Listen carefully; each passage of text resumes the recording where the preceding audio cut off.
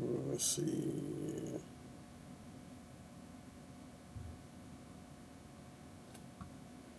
Looks like I can hear him. Oh, there it goes. Wasn't going.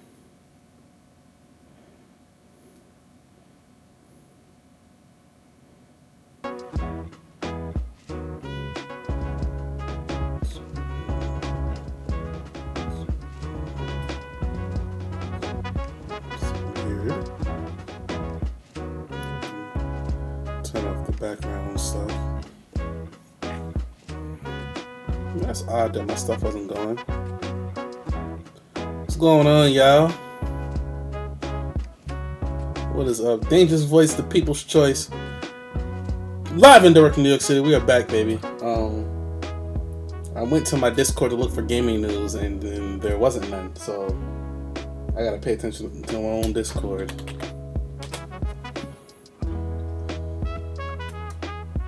So I really don't know what's going on in the gaming world right now. Besides, everybody's playing Diablo 4. So, came from the gym, ate some dinner, and now I'm on. Yeah, I went to the gym after work because I didn't go this morning. So, I am here. Just looking at, like, what's the latest news. I'm surprised it's on here. I know one thing that happened was the game Gundam Evolution. Maybe we should play that.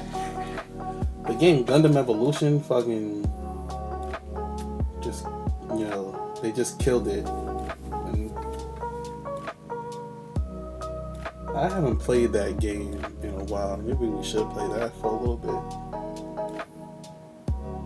At least get a match in and see how that is. So if you don't know,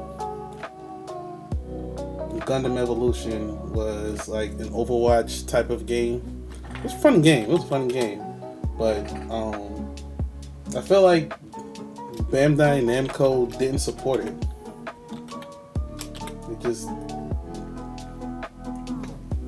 They just sent it off to. They tried to monetize it, and then when they couldn't monetize it, they was like, okay, we're not playing this game. They didn't fix the balancing issues, and then it was like pay to win.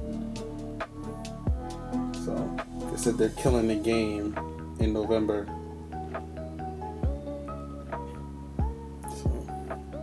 They did like a YouTube video on it. Oh, the video's unavailable now. I guess they was getting killed. Let's see if there's something on YouTube about it.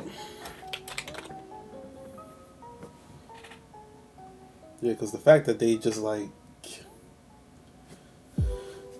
it's a bunch of people writing about it.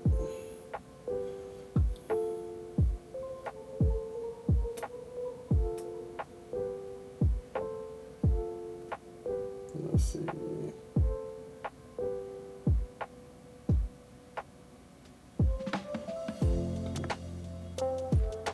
Gundam Evolution is. Okay, hold on. Gundam Evolution has announced that. I'm gonna go. Didn't I have my reaction? Yeah, there we go. Let's watch this together, folks. And we'll get a good idea of what kind of happened to this thing. So. Closing down the game for November 2023. Gundam Evolution has announced they will be closing down the game for November 2023. I can see 5 reasons why the game wasn't the success that Bandai hoped it would be. Game modes, gacha mechanics, playable units, gameplay, poor marketing. Let's break them down. For the game modes, Gundam Evolution only had 3 game modes: point capture, domination, and destruction. Each one consisted of essentially the same go to a point, sit in the point until it is captured, or similarly plant a bomb. This caused the game to feel very one-noted. It could have been improved by taking a play from Halo's bag of tricks, either custom-made game modes or items like capture the flag, deathmatch, and team deathmatch. Adding an injection of spice, you could ride all the way to Flavor Town. gacha mechanics. Although a lot of games now are heavily peddling the microtransaction pill for consumers to swallow Dr. Mario style, there is nothing worse than the poor implementation of it in a free-to-play game based around an existing franchise. Not only were you heavily encouraged to purchase units, you were also inundated with skin options, spray tags, emotes, and gum buddies that were lacking in any real substance. A simple fix for this would have been to limit the amount of items in these pods and do a few reworks of the Gundams, including changing up the model for more than just the colors. Let's use Heavy Arms as an example. You could use the anime version, the EW version, the EGEL version, Damselfly, and customize it all as reworks that could get people excited and justify the expenditure of money. Skin should also only be in gacha pools if you actually own the unit. That brings me to the playable units. Although everyone likes to have representation of their favorite mecha and lesser units of a Y universe, Gundam Evolution fumbled what people asked for. We had units released that were of little to no interest, and whole universes that were neglected more than your grandparents in their nursing home. I'm telling you, this place is perfect. You're gonna make friends in no time. Oh, that's hilarious. This could have been fixed by having the titular main characters of each series at the forefront or released within each season of the game. If they released 3 to 4 per season based off of each series, it would have been a much stronger pull for those already steeped in that good Gundam tea. Tea! Yeah, because even some of the Gundam fans was Gameplay. like, yo, why are Let's they face releasing it, these what is a Gundams game and not without some other ones? good gameplay? A failure. The basics of any game are the rules and interactions of the world and characters within it. Gundam Evolution had overly complex maps that lacked originality, with too many choke points and many imbalances between the mecha. Not only do you not feel like a 20-meter plus mech, but the roles of the mechs bled too much into one another and resulted in some being underpowered and others that your team would lose if someone didn't pick them. I'm looking at you, Sasabi. My recommendation would have been to give mecha clearly defined roles with little crossover abilities and a wider range of map designs that allow for better gameplay placement, no boosting halfway across the map to get back to your teammates. Oh, and fix their networking issues. No game can survive crashing every time someone backs out of a game. This brings me to the last point. Poor marketing. Bless the hearts of Bandai. They tried to market the marketing game was by connecting terrible. with the influencers of the pandemic, streamers. The main issue faced here is who they picked. There wasn't a lot of representation of actual Gundam fans. I understand they were looking to expand outside the Gundam demographic, but instead of reaching larger audiences, it fell flat with all the other issues in this list. If they want a more dedicated player base, it may have been worthwhile to include in their tournaments a more open format. Put together a team, do a tier system to pick and pit against their content creators that were handpicked. Everyone likes an underdog story. The conclusion. Had Bandai followed the items in this list, then they possibly could. Yeah, they were picking a lot of streamers that I don't even think they were just picking, like, of course, popular streamers because they wanted to have a wider reach. But a lot of these folks weren't Gundam fans. A lot of what they did was they picked guys or people that played a lot of Overwatch. They picked like a lot of those Overwatch streamers. 'Cause I knew a couple of them that I was like that I've played Overwatch with, or that I knew played Overwatch. But these guys were like, yeah, I never really watched Gundam. I think I watched Gundam Wing on Toonami, but other than that, I was like not a Gundam fan. And me myself, I mean, I was a big fan of Gundam Wing, but outside of that, I've only seen Gundam Wing and the Iron-Blooded Orphans. And a lot of these folks hadn't even seen Gundam Wing. So it was like, I wasn't even the biggest Gundam fan either, but I was really into Gundam Wing though. What's up, Fire Only? What's going on? I was really into Gundam Wing though. So they were just picking Overwatch streamers. And telling them, hey, get on this game. And they were playing it. Because there was a couple times where, like, I think when the game first dropped, I was playing it a lot. I streamed it a lot, too. I think I streamed it, like, for a week straight. I mean, that's all I played. And then they were like, oh, yeah, we're having a tournament. And I'm like, hey, ain't nobody called me? Ain't nobody called your boy. So then I tried to get on one of them streamers, like, on one of their teams to try, because, like, they was having a tournament or whatever, and I'm like, yo, I'm really good at this game. I'm really good at this game. Let me get on your squad. I'm like, you can check out my streams, whatever, whatever. And some of them was just like, nah. One guy straight up told me like, nah, man, you came in a little too confident. Like, that's why I'm not gonna pick you. Other folks was just like, like they didn't really know me, so they were just like, nah. But I was just like, bruh, like pick me and trust me. So I couldn't even get on. So like I kind of got discouraged from playing the game. I really didn't play the game much after that because like they had a tournament. They had a tournament twice where I asked some folks to get on, and they just nobody would get me on their squad. And then I was like, yo, if I can form my own squad and try to get on to the tournament, can I do that?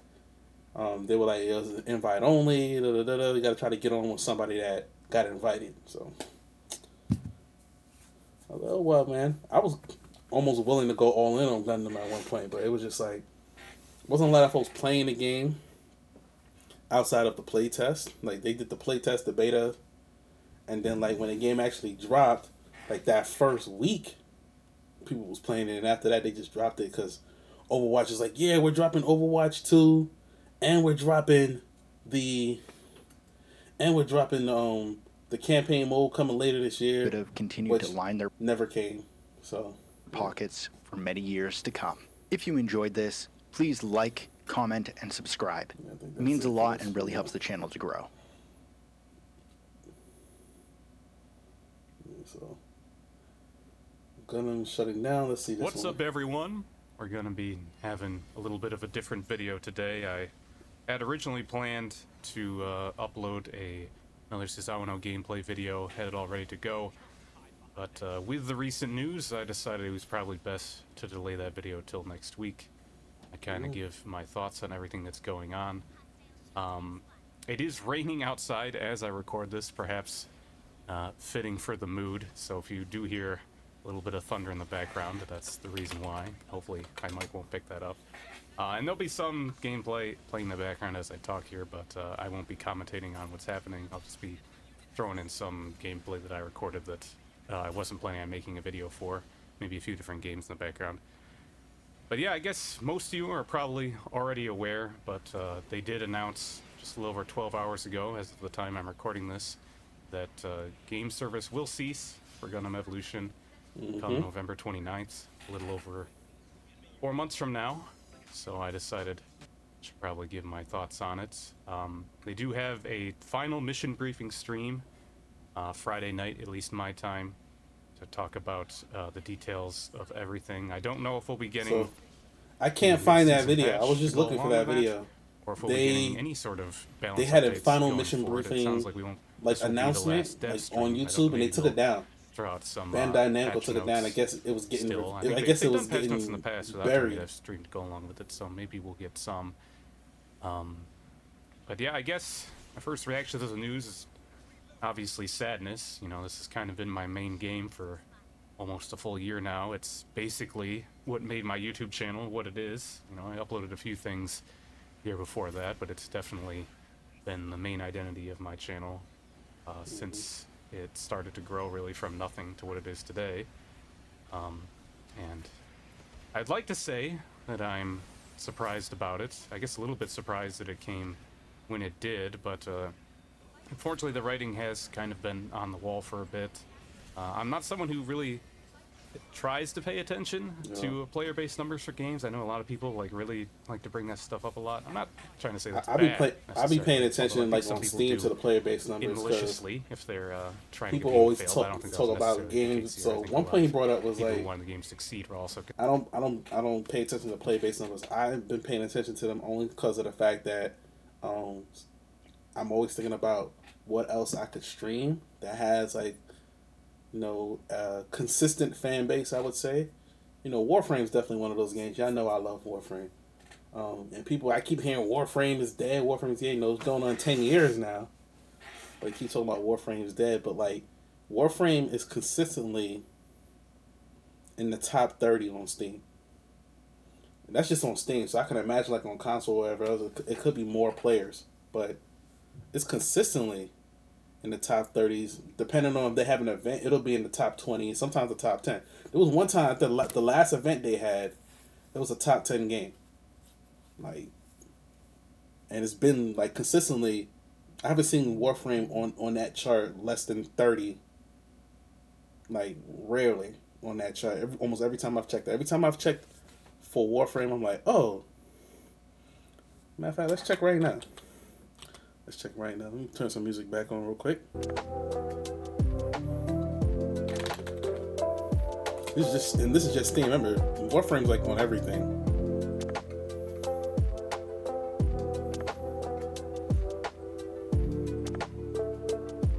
So,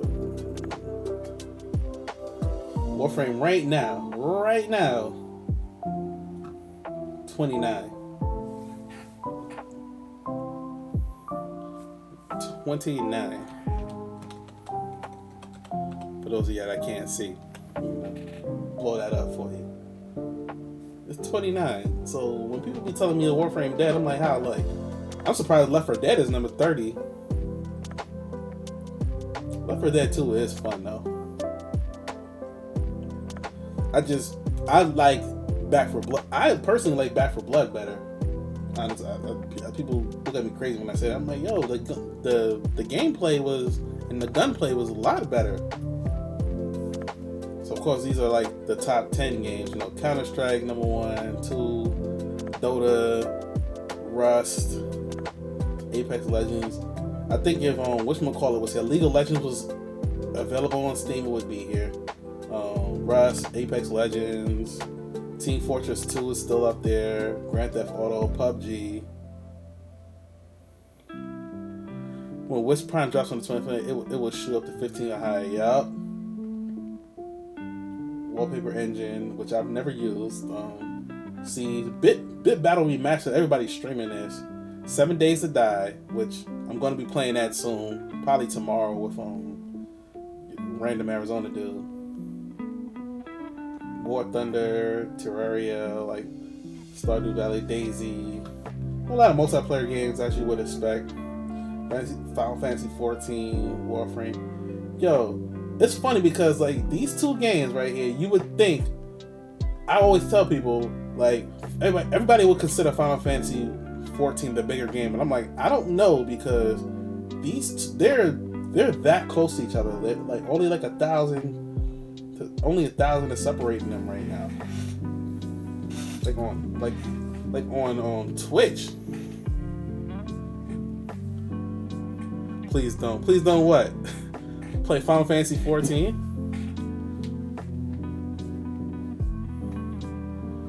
I don't think I have the patience for that game. It was just like Warframe was a grind, but Warframe's a grind, but Final Fantasy 14 felt like 7 Days to Die. Bro, I got to. They bought it for me, so I gotta play it.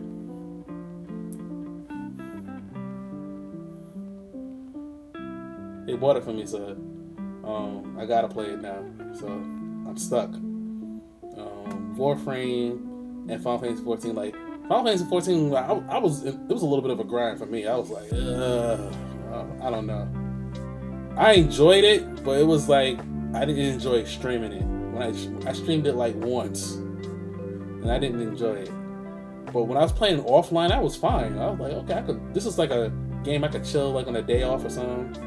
Black Desert I really enjoyed. I played this game once or twice with Caramel Rage, and I really enjoyed it. I'm surprised more people don't play it. This game has a player base too. Look at this. Lost Ark, yeah, definitely. And this game gets a lot of people on Twitch too. Lost Ark. Cause this game will have large player bases, but they don't have large a streamer community around it.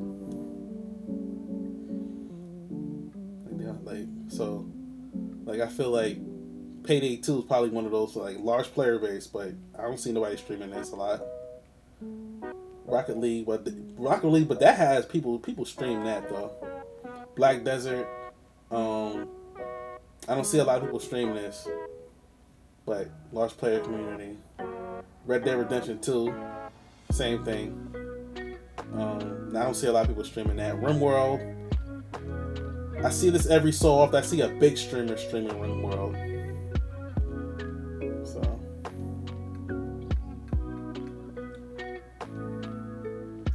like, then you go to next New World, which I'm surprised it's that high. I saw somebody. I heard like this game Fairlight 84.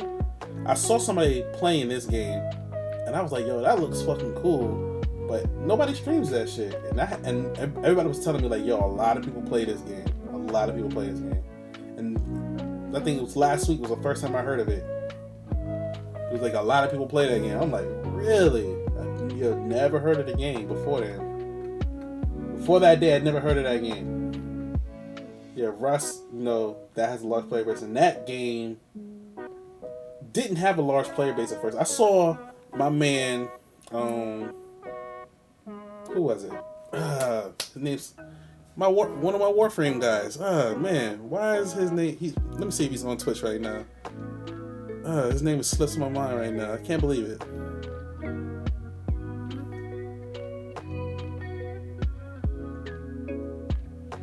It's not on Twitch right now. Cause like, as soon as I see his name, I'm gonna be like, yeah, it's him. Anyway, one of my guys that plays Warframe, right? He was the only person I seen playing Rust. And then, like, the big streamer started playing Rust. And then Rust just blew up. Like Myth and Valkyrie and, them people from 100 Thieves and all that stuff. Like, all them guys started playing it, and the game blew the fuck up. And people are on Rust like crazy now. But I remember, I never saw anybody playing that game. That game was not in the top 10 like it is now on Steam or on like, I saw so many people playing the game like, yo, man, this is the new hot. And I was like, yo, I saw one person streaming this game, and that was my man's. Like, yo, I want my man to blow up because he was playing that game, but no, he didn't really blow up off that game. He blew up off Warframe. I was like, yo, you was the only, and I told him, like, you was the only person playing Rust. I swear. I think that one time I saw you playing Rust, you was like the only person playing it, yo, on Twitch. And then like these guys started playing it, and then it's like everybody wants to play that game. I'm like, yo, I'm telling you, the right content creator could blow up a game. I'm telling you, them guys, it was like, what's that stream team's name? Offline TV. They blew it up. They blew that game up. Smite. This has like meager, like that's a game I see people sometimes streaming. Path of Exile. I think Path of Exile 2 is about to come out, so that game is dwindling, but it still got some numbers. Paladins, my 87. It's a top 100 game. my Paladins, man. Oh man, we need more people on Paladins, man.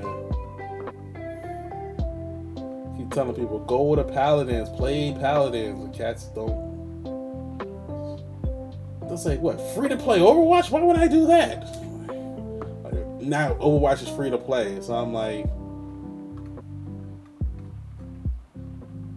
it's the same thing now. It's the same thing now. Might as well just come over. Come on over to my place. Alright, there's some other gaming news here. So let's see what this is about. Comic-Con has always been about comics. It's in the title of the darn show, after all. But the best thing about comics you is know how well out of loop I they're am? to other I didn't even know mediums, Comic-Con was movies, going on. TV shows, and even video games. Let's break down all the coolest looking comic book video games coming our way soon. Here to help me out, I didn't even know San Diego Comic-Con's coming out. Because I know New York Comic-Con's in October, so like, the San Diego Comic-Con is like the big one, and then New York, I would say, is the number 2. The comic book game that's most immediately on the horizon, Spider-Man 2. We got a new story trailer here at the show. It's arriving for PS5 on October 20th. How are we Oh all man, I feeling gotta about watch it? that trailer. Brian and I were I talking didn't about even this see a it. little bit on the show earlier. So, Kim, did you get a chance to see the latest trailer? Ooh, Seen it they yet. they Okay, well, let's- previewing New it. for me. I gotta watch we, this stuff. we get to see a good look, and a good hear of Venom in there. Yes. Kim, did you see it? It was amazing. We got a good look at Miles's new hair It's funny. style as well. I don't have a lot of time to looks play like a King games, circa but then like 2019, by the way. both Spider-Man games, I managed to beat somehow. It's a positive. I found the time, I yeah. changed my hair since, so it is what Like, it I is. still haven't But no, gotten there's a lot even- of cool things that I noticed in this. I only beat we the saw first just a boss glimpse on of Jedi Peter Survivor. Like, as I'm a terrible winger. right now. I'm not sure what's going on there. New job This got scene that me we're looking at right busy, now. man. New Miles job said and you then don't trying to know get in shape. what you took from me, so it makes me think something might have happened, possibly, maybe to his mom. I know in the Ultimate Spider-Man comic, his mom is killed by a Venom. Well, they confirmed that he's gonna confront Mr. Negative Okay. about what happened with his past there. So I think that's probably what that's referring Okay. Yeah. And it looks like, I don't know if you saw that, Damon, but it looked like Miles is going to rescue Peter as if like he were kidnapped by Craven, because MJ says something about like you have to save Peter. Could be reference to the symbiote. We're gonna watch suit this story taking over trailer. him, I gotta or it see could it. be reference to Craven kidnapping him. Yeah. But I'm excited. I'm all in on this game. Kim, were you already excited about this before this trailer? I am getting excited now because this is the first In time real I'm time. seeing it. I am catching stuff. Yeah, I want to explore this version of Peter and Miles because more presently I'm thinking about So the Spider-Verse movie. they said they was supposed to have Craven the Hunter? like That's you great. control Peter and Miles, but then they was gonna throw in Gwen. It's a different fit. I know. Yeah. I know that they say Craven's supposed to be the catalyst for everything that happens in the game. So I don't know. I think we kind of have big pieces of the puzzle of what the story is. Craven comes to New York wanting to hunt superheroes there. Yep. Something happens at a laboratory where the symbiote was being, I think it's going to be like a biological weapon, maybe something like that. It gets Look like out. they're gonna have it, Carnage in. Look like they're gonna have Carnage in here. Peter They're not trying to accepts reveal it. that. He gets high on that power, but also starts to make him cocky, and he starts pushing his friends away. They have to pull him back out from that darkness. He rejects the symbiote. The symbiote is angry, so it latches onto Harry, who's less powerful than Peter. He can't resist it. He becomes Venom. Yeah. They have to fight Venom. I think that's it. The credits roll. the story of the trophy. game. You did it, Damon. You beat the game. Venom said in that trailer, "We will heal the world." And Harry says that at the beginning. That's how the trailer's bookended. Yeah. So it's like But I've never looked at Venom as a healer of the world, maybe, though. but From a certain perspective, from a certain he point of is. view. I mean, yeah, Magneto thinks he's doing the right thing, right? Right. Like from a Clintarian perspective, yes. Heal the world. Okay, fair enough. I think what's most fascinating to me about this game is what we don't know yet, sort of mechanically. There was the entire concept of like the character switching stuff, right? Yeah. Like I haven't actually seen that working in the fly, like in the open world. We've seen some story mission stuff and stuff like that. We've seen them teaming up, but I want to know if it's going to be like kind of GTA style, where you switch over to Miles and he's just like at a comic book shop, and you switch back to Peter and he's like asleep on the roof, like next to a pizza box, like that kind of stuff could be. I feel like they could have a lot of fun with that. There was a ton of that's probably the way they're personality gonna do it. That would of make the first most and second sense. Game, them getting on the subway to ride around and stuff like that. I love those little details, those little world building things. This is the third game in a series now for something that's absolutely a known quantity, and we know it works really well. So like I know what the swinging mechanics are going to be like, but like I wonder what is when the they're rest of it gonna feel like? What's the surprises this time Stop around? with the Spider-Man so games. there's the Because like wingsuit they're on for number traversal, 3 and now. then Spider-Man will have all the Venom They powers can't that just you can keep play going That with should the be fun. Spider-Man Yeah. games. I hope he can use Like this they'll have to stop climb eventually and move on scare to the something hell out else. of So everybody. It's gonna be pretty kind of scary. curious to like when they'll stop Yes, that's making out them. October 20th. That's How far Sony's are they big gonna go PS5 into like game these for this fall. stories? But Insomniac also has Wolverine, which is a game that was revealed back in 2021, we'll 2 years see. ago now. We haven't seen anything since this teaser trailer, but it's One of the best teaser trailers. short and sweet. Presumably, once they get Spider-Man 2 out the door, they can begin work on in this in earnest. Akeem, what do you want out of this Wolverine video game? I want to see what Yo, the that gameplay Wolverine, looks we'll like. be How waiting about on that? that That's what I want to see. Honestly, I don't know what I want from this. I just want to play as Wolverine, if anything else. Like, Do you want it to be open world? 100%. I You want it to do? be open world. I also want. I want to know how the his healing factor will work. There's a lot of different things that I want. I want to know what the gameplay mechanics look like in a Wolverine game. I feel like the healing factor will work like when you're playing like Call of Duty or something like that, and you get shot a Man. lot, and then as you just back off, you go, and then you come back up, and you're good to go. But the way Wolverine dies is if you cut off his head, correct? Isn't he like isn't it Highlander rules when it comes to Wolverine? I've never You just cut heard off this his head? before. Sure, yeah, let's go with that. Yeah, I'm gonna make all the comic So- book fans upset.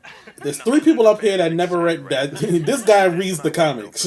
Yeah, there's a lot of really exciting. My man, my brother, he read the There comics. was actually one. Yeah. The one is here at Comic Con Yeah. every year. Yeah. There's only 2 ways that we've seen Wolverine die in the Before we read comics. him, like, get One, into they the- chopped his what head off. Wolverine 2, really is. they Logan proved they threw him in some Wolverine acid, can be his and he real just bad couldn't self heal and still fast be enough. Successfully, both commercially and Like they critically. threw him some acid, In and he some couldn't ways, get we out. came right Like against if he was able to the get whole, out, Resistance series, right? he would have been fine, but he wasn't able to get out, and he died. The most recent one specifically So was there's like only 2 get these times kinda we've seen big Wolverine playgroundy actually die, levels, yo. and then you can like portal hop between them. I don't necessarily The need healing like a factor massive always- open world. Like I don't need like came back. Ontario or whatever, right? He's just like running around Canada. Yeah, shout out to Ontario, I guess. But no, I want more like kind of smaller focus levels that are more like a tinier sandboxy and a lot more beat 'em up brawly type combat. Like I don't need to be climbing buildings and stuff like that with Wolverine. He gets a little bit of verticality, but I want him like running down the streets. I want him punching people. I want him getting drunk. There has to be bars that you can go to. Like all of that has to be there. Teaser trailer was in a bar, so Yeah, that's pretty good. Sabretooth has to bother you the entire game, just constantly popping out of garbage Oh, cans, man. punching you in the mouth, all that fun stuff. Kim, what do you want out of a Wolverine game from Insomniac? Bone claws. Yeah, well, yeah, okay, yeah.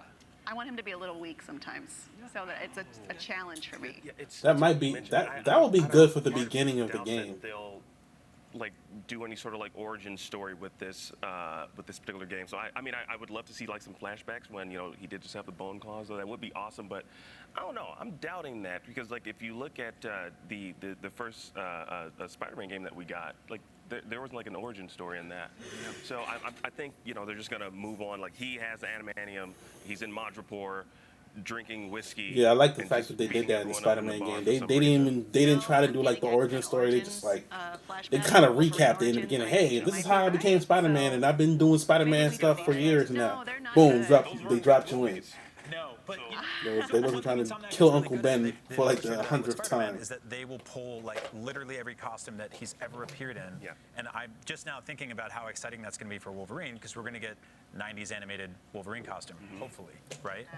Yes. Oh That's shit, all I when want. is that Like, X-Men even 97 seeing coming that out? shot God, of him, the I Deadpool feel like they've movie, been working on that it's shit really good, forever. but Not exactly there yet. You have to Maybe go I should look that full up. Stupid cartoon, and I think Insomniac can do that. Brian, you mentioned Sabretooth. Would that make for the best main villain in the game? Is there anyone else? I mean, I they did an mean, update at San Diego Comic-Con. Magneto obviously is like the First the footage. game boss, and like what's fun about what they're doing is that they're not tethered to the MCU. They're telling their own stories. I actually don't know see. if this would exist I can separately get that on from YouTube. their Spider-Man stuff, right? Like, I mean, is there going to be any crossover with that? Like, do you think I- there'll be I a feel tease like- in yeah, that's Spider-Man actually like for 10 years ago, Wolverine, it feels and they like. exist in the same world? That would be cool. That if they would did. be really cool. Honestly, it would also be cool if like the X-Men is already established. Wolverine, he knows all the X-Men. It's not like one of those things where it's like, I'm looking for you. You're like we're not. It's just they're already established, and he's like, yo, Xavier, I'm in Madripoor right now. I just killed a bunch of people in a bar. What should I do? I don't know, you dumbass. Can I say ass? I apologize. Sorry, it's been said. It- What has been said on IGN Live at Comic-Con cannot be unsaid. Yes. Now, there is also Rocksteady's Suicide Squad, which is infamously supposed to be out months ago, but pushed to February 2nd next year. Man, where to start with this one? Because it's just like, this is a troubled game. Yes. Yes. How do they get people excited for this game? It's such a weird thing because everything we've talked about so far, we've been like, I just want to see more of this, I want to see more of this, I want to see more of this. And every time I see more of Suicide Squad, the more I'm like, this is not for me. This is not a game I'm particularly interested in. And it's a bummer too, because it's like, this is a studio that made some of the best Batman games ever made, and that that character has not had his own video game in forever, and instead, like, we got Gotham Knights, which was like everything but the Batman, and Suicide Squad, which is everything but the Batman. And like, I'm like, can we just get this out of the way and get to the part where we're making Batman games again? Yeah. Yeah, it's funny because I remember when this we was made- first announced. I mean, it's been a while, though. And I think we talked about it. Well, obviously we talked about it to- it, but it's, give it it's to one of those things where, Insomniac. like, I was super excited about it. Give just because of Batman, give the Batman prospect license to and what it could Insomniac, be, you know, like, and let them make it. Like characters could die, and or is it permadeath, and then you move on to the next character, and how does that? So all the other actions that take place throughout the game, like, does that change certain things that might take place? There was so much I was thinking about, and then we got what we got, and I was like, I had to like dial. They'll probably back give my it back to expectations. Rocksteady though, but I would Man with a like gun. Rocksteady can't make And it. swinging like 'Cause Spider-Man in the sky. shit, this shit about to Those, bomb. UI screens that are just like, hey, plus 2% shoulder pad. Yeah. Like, it's just like not. It's fundamentally not really what I'm looking for when I play video games. Like, obviously, Insomniac Spider-Man has a bit of that, right? Like, there's mild RPG elements and stuff, but.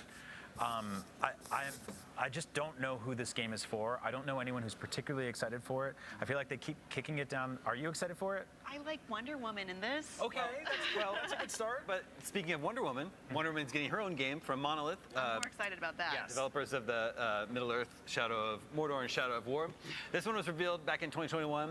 It's slated for 2024. We don't know much more about it. It's basically just this teaser little logo right now. Yeah.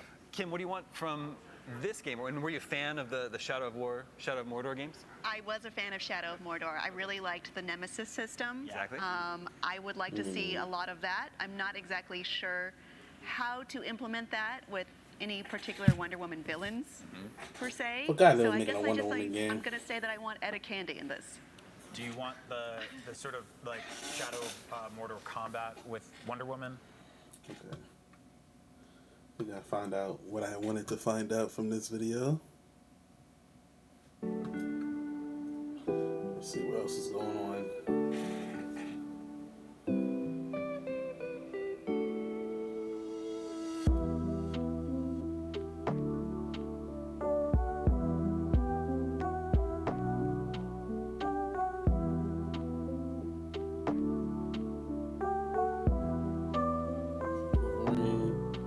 Why is a teenager being so scary?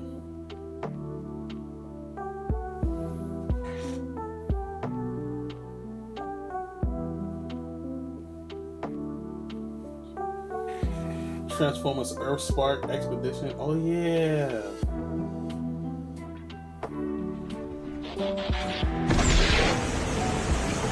I remember like they were like we're making a Transformers game and nobody knew what the hell it was supposed to look like because it was just like a teaser trailer. Let's see.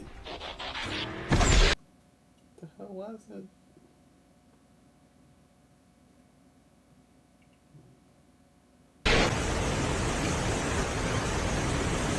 Okay.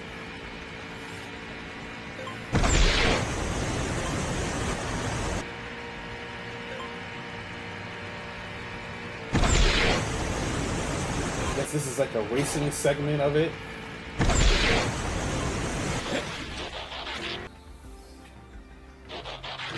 Like third person.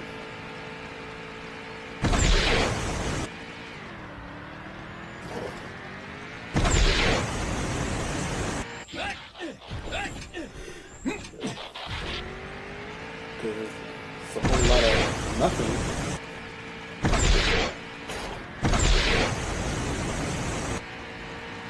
Can you see the combat? Like, you're just driving around.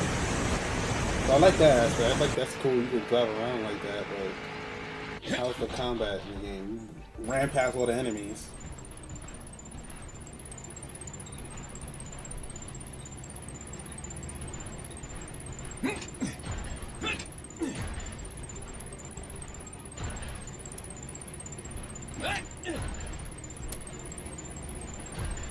I showed this at Comic-Con, really?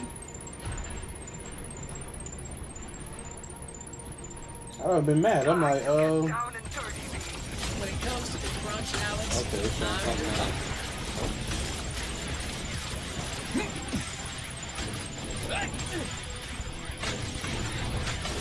How are you keeping up this relentless pace, B? Not a clue, Alex. I'm surprising myself. Hey!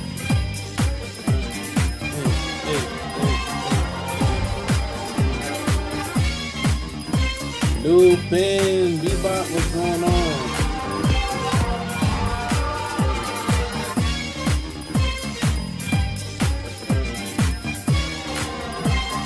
Morning, what's going on? What's going on with you, man? Welcome to the stream, everyone that came over from Lupin Stream. My name is Dangerous Voice, the People's Choice, live and direct from New York City. We are here, just catching up on some gaming news and announcements at Comic-Con that's going on this weekend.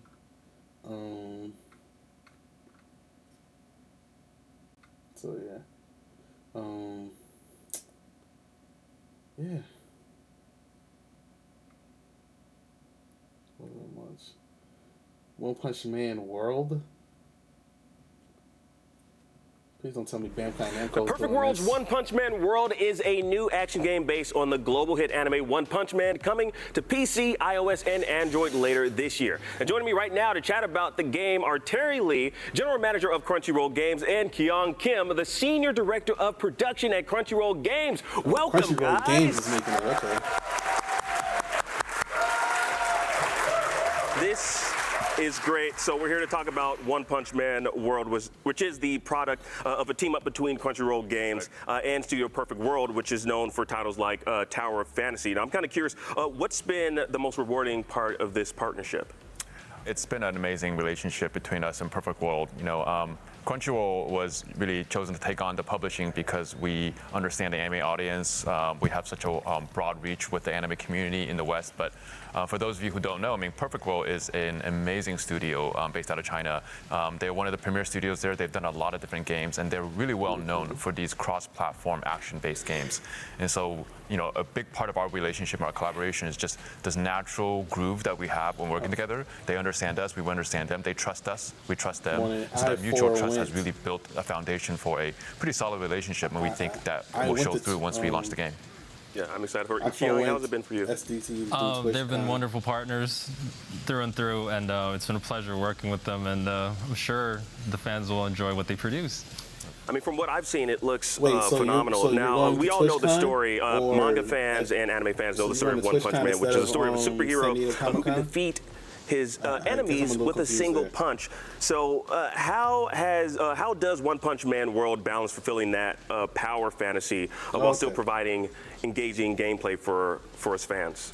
So that's a wonderful question. A lot of fans are wondering about it as well. I really the game One Punch Man to World go to is San based on the Diego, and anime, I wanted like a good excuse to go that to San means Diego. that all the iconic And I thought, moments TwitchCon, from I'm the gonna show go. are And sprinkled then all throughout the gameplay. y'all talking about one notable Vegas. one And then I is can't when go Saitama is going to because sleep, one and TwitchCon he has a dream instead of sequence San where Diego he Comic-Con. Okay. finally meets a worthy so instead of adversary me and the going- Subterranean King, and the I can't go players to have a either chance anyway, to so- play through that battle and experience. I wanted a good excuse to go to San Diego Comic not to go to San Diego Comic, go to TwitchCon. It's always in San Diego. I had a bunch of friends there that I wanted to see, but I really just couldn't find the time to get out there and hang out and stuff. So I was like, I'm gonna go to TwitchCon. I wanted to go to TwitchCon last year. Last year, I don't know why I didn't go. Oh, I went. I didn't go to TwitchCon last year because it was actually had just started dating somebody.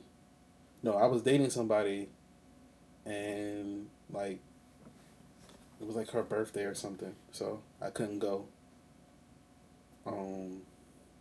Yeah, that didn't end up working out anyway.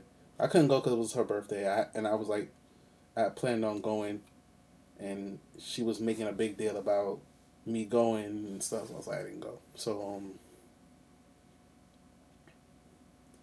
wanted to go last year. I think before the pandemic I wanted to go, but I had just moved the week prior. I had just moved into my new. I had just moved into my new place, and my money was tapped because of that move. So I was like, yeah, I don't even got it to go now. So didn't go then. So this year, maybe me and TwitchCon ain't meant to be. This year, I couldn't go. I can't go because I'm going to be in South Africa for work. So I'm going to be traveling to South Africa for work to do some work. So during TwitchCon, so I can't go.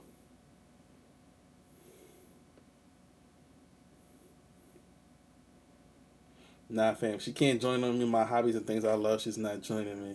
It's probably why that never went anywhere.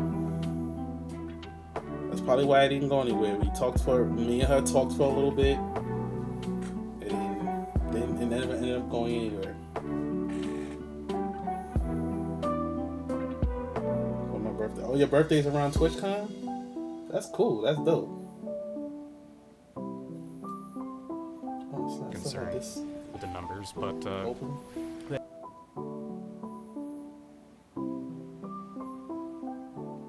So I still had this other thing open.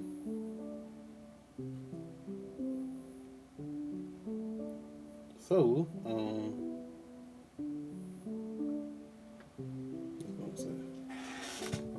switch to just chatting. Yeah, so I never ended up going because she made a big deal about it was her birthday and all that stuff. And I know she got hooked up for her birthday. Had a nice dinner. We went, nice weekend, all that stuff. So it ended up working out. It ended up working out because of some other stuff. So some other stuff that was going on.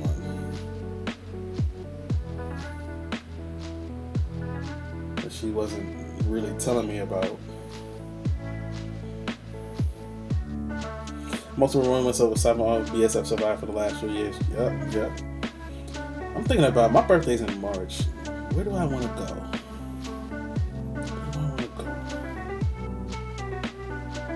I'm also, getting my finances really fine-tuning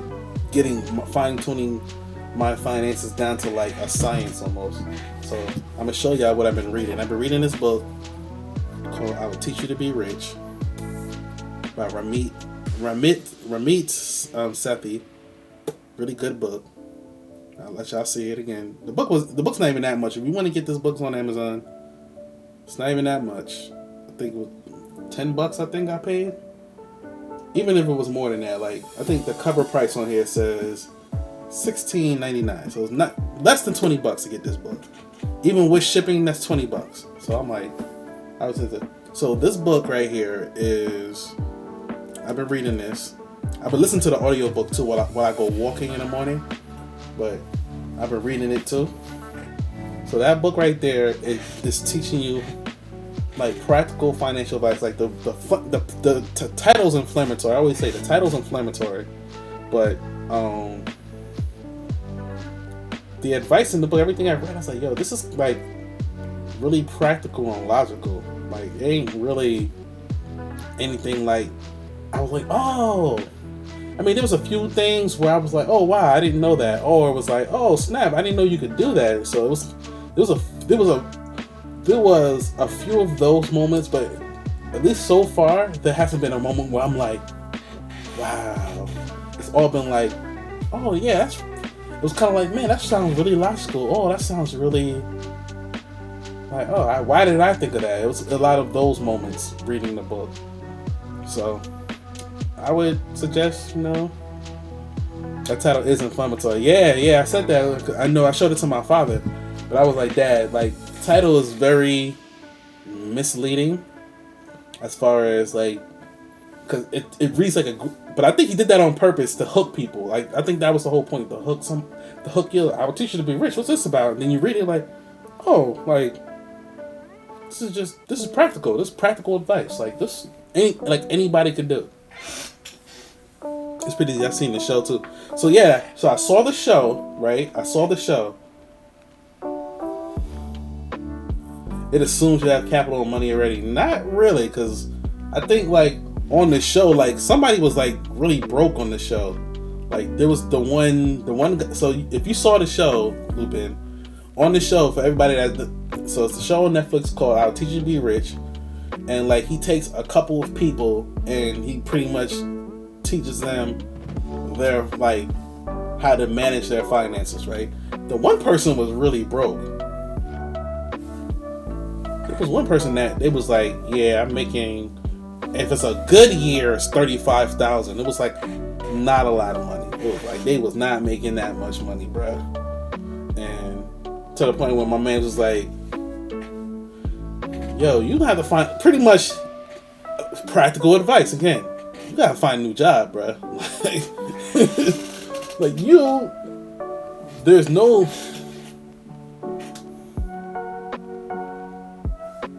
This book, you gotta read the book. I think you gotta read the book. Because I read the book, I'm reading the book, and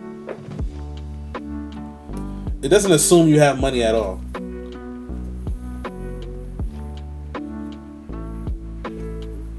It doesn't like I'm telling you, it doesn't assume you have nothing in this book so far. I was just like, oh yeah, I can't do that, or at least no, my income level is above average. But like, if I was broke, I'm like, I could do that. But the first thing, the whole thing is, right? Yeah, I would say the advice is overall solid. Yeah, I mean, in the case of that one guy, there was the one guy that was a waiter, and there was two people that were waiters. No wait, I'm thinking about. He also has a podcast that I've been watching.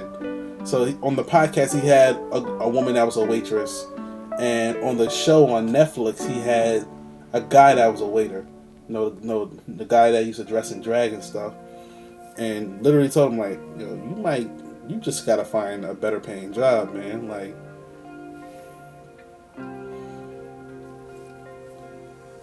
to do the things that you want to do, because he was his partner, his husband was making like 150 or whatever. He was like in tech, and he was like, I want to be able to contribute. I don't want it to all be on him.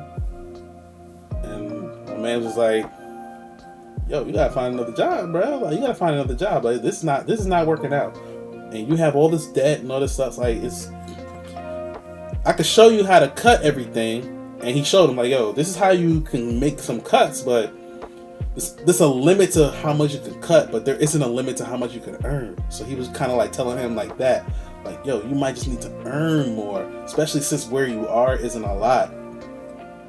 So, and then you see the other side where like somebody's like really rich, but they're blowing money fast, like Rick Ross. Like, oh my goodness. Like, Lupin, I don't know if you saw all the episodes, but there was this one lady that was making millions of dollars, and she was just blowing it, bruh. She was just blowing it. Yo, so then they got her, to like, okay, you gotta stop spending this, stop spending that, stop doing this, stop doing that, don't buy this, sell this, like, so they got her, like, pretty much, like, yo, like, she was on the right path. So I started watching the podcast, right? And like in the podcast, they did a follow up with these people, with all the people that was on the Netflix show. They did like a follow up, like, how are you doing? What are you still struggling with? Are you still struggling with something? Or are you still sticking to the principles that I taught you? Whatever. So, and the one lady that had all the money, and like they got her right, like, look, you gotta stop spending this, do that, right? Yo, she was still blowing money fast, yo. Still blowing money fast. So like she because she had like this big huge house, and like to maintain it was like $10,000 a month on top of the mortgage, just to maintain it, because like the gardening and everything, like so she was spending money just maintaining the house. Then she still had that mortgage. So then my man's like, yeah, she got money, she didn't give a damn, yo. And the thing is, like, she wasn't making any money. Like, she had started a business. Women don't go backward in lifestyle. Yo, it's hard for them. It's hard for women I've seen to go backwards sometimes. Because, like, there was another woman on the show where she wanted to sell her. She didn't want to sell her condo. Then she didn't want to sell her condo, but her condo was costing her a whole bunch of money. Like, and didn't have hot water. So the condo didn't have hot water since she moved in. She had lived in there for like 6 months, didn't have hot water the entire time she lived there, and it was like overextending her finances. So my man was like, he suggested like, "Hell, you got to see what you want to do," and he kind of like Ramit. He's so slick because like he'll put all the numbers in front of you, like, look, and he'll make it. He'll put the numbers in front of you, and he'll be like, "Yo, there's only one logical conclusion she could come to. Let's see if she comes to it." And then he'll meet with them the next time. He's like, "I think I gotta sell a condo." Yes, I wanted you to see that. I wanted you to see that. I'm like, I see what you're doing, man. Like, you put the information in front of them, though, and then you just let them like, look. If she looks at this and she sees what I see, like, she'll see she has to sell the condo. So I think she was about to sell. She sold the condo. She did sell the condo. She did sell it. She sold the condo, right? But then she was like, I gotta make more money. So she started doing lessons. She started like a little side hustle where she was doing lessons because she was a gymnast. So she was doing lessons, teaching one-on-one and counseling and consultation also in addition to her job. Then she bought another condo. But she bought another condo that was more affordable and within her budget. So like, she was not trying to go backwards, yo. She was not trying to go backwards. Lupin, you right, bruh. She was not trying to go backwards. Because she found a whole nother condo. Because of the extra money she was making, she was like, yeah, I'm still getting a condo. Fuck this.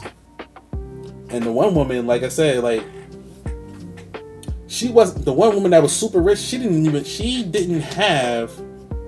I'm telling you, I gotta watch this show on Netflix. How to get rich. How to be rich. Like, it's a really good show. It'll really get you thinking about your finances. Like, it's really got me thinking about my finances a whole lot. I mean, not like I wasn't, but not to this degree. So, but yo, so like I said, they followed. I went on YouTube and they did the follow up, and like the whole thing was she had a business. The pandemic ruined her business, so she wasn't making any money. Like she was blowing a lot of money, but she was also making a lot of money too. And then like I guess she married some rich dude and got divorced, so she was getting alimony and child support. And the money she was getting like $30,000 or something like a month. And then she had a business that was thriving too, so she was making money. So of course she was just blowing money. But I was like, well, I'm making money in my business, so like whatever. And I got this money coming in from child support and alimony and stuff. So like she was just blowing money, a whole bunch of money coming at her because she was actually doing well in her business. The child support alimony payments was crazy high. So like I mean, when she met to meet with the dude Ramit, she met this dude. Picked him up in a Ferrari. On Rodeo Drive. I was like, what? And then Ramit was like, why did you want to meet here? Pandemic blew my business, so I get it. Yeah. Like, I mean, even he said that in when he met with, he's like, yeah, pandemic ruined a lot of businesses. I understand. But then he was just like, you're still blowing money fast, like, because you're blowing money faster than you're getting it. So, okay, the follow-up. Let me tell you about the follow-up. So he followed up with her, and she sold the house, but then she bought another house. And he was like, why'd you do that? He said, well, I need somewhere to live. He was like, yo, he was kind of like, we told you, like, maybe it's great if you rent, get a condo, whatever. But she bought, like, a whole nother house that it was still expensive. I think she still bought like a house for like $800,000-$900,000, and I think the house she was living in was like $2.5 million before. But then she bought 3 cars, 3 BMWs. So she bought an $800,000 house, which I guess in California that might be the average actually in California. But she bought a smaller house, $800,000, and then she bought 3 BMWs, one for her, one for her daughter, one for her son. I'm like, he was like, why'd you do that? And then she bought something else for her dog.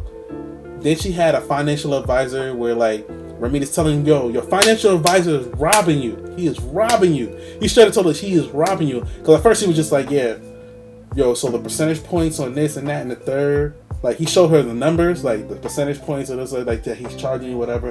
Like, you're paying, this is how much you could pay. and this is how much you're paying. And it was like a good $100,000 to $200,000 more than what she should have been paying. So he was like, and he tried to tell her, you don't got to get rid of him, but you should switch how you deal with him. Like, yo, check this out. Like, you're not getting a percentage anymore. You're gonna be on a retainer, or you're gonna be on a salary. Like, you're not getting shit from as far as a percentage point anymore. Because he said, if he's working by percentages, he's making more money, but you're not getting the return back from how much money you're spending. Like, and he said, yo, simply put, like, you're paying this guy $100,000, like $200,000, $300,000 because of the percentage point that you agreed to, but you're only getting back $50,000. Like, you're not getting back the value. So he was like, at first he was just like, you don't gotta get rid of him, switch him to this. And she was like, I don't want to change anything. And he kept, like, it got to the point where he was like, yo, he's robbing you, he's robbing you, he's robbing you, he's robbing you. He is literally robbing you. Like, he should not be getting a percentage point. He is robbing you. Get rid of him. Get rid of him. Get rid of him. Because at first he didn't tell him to get rid of him. He just said, hey, change the contract. And then to the point where he had to be like, get rid of him, get rid of him, get rid of him. And then they did the follow-up. Like, did you get rid of my man? No. Still didn't get rid of him. I'm like, wow. Okay. Does not want to get rid of this guy. Even though he's robbing her blind. He's just like, I'm okay with it because he, I guess she likes the dude. Like, he enjoys working. And at first he told her, you don't gotta get rid of my man. Just gotta change your contract with him. Change your contract. She would not do it, yo. She would not do it. So, at the end of it, right? At the end of the follow-up that he did with it, he was like, yo, I'm not working with her again. He's like, I'm not working with her again. It was like, at the end of the joint. Because she was like, a lot of the good money habits that, they talked about he established with her, like, she went right back to doing what she was doing, yo.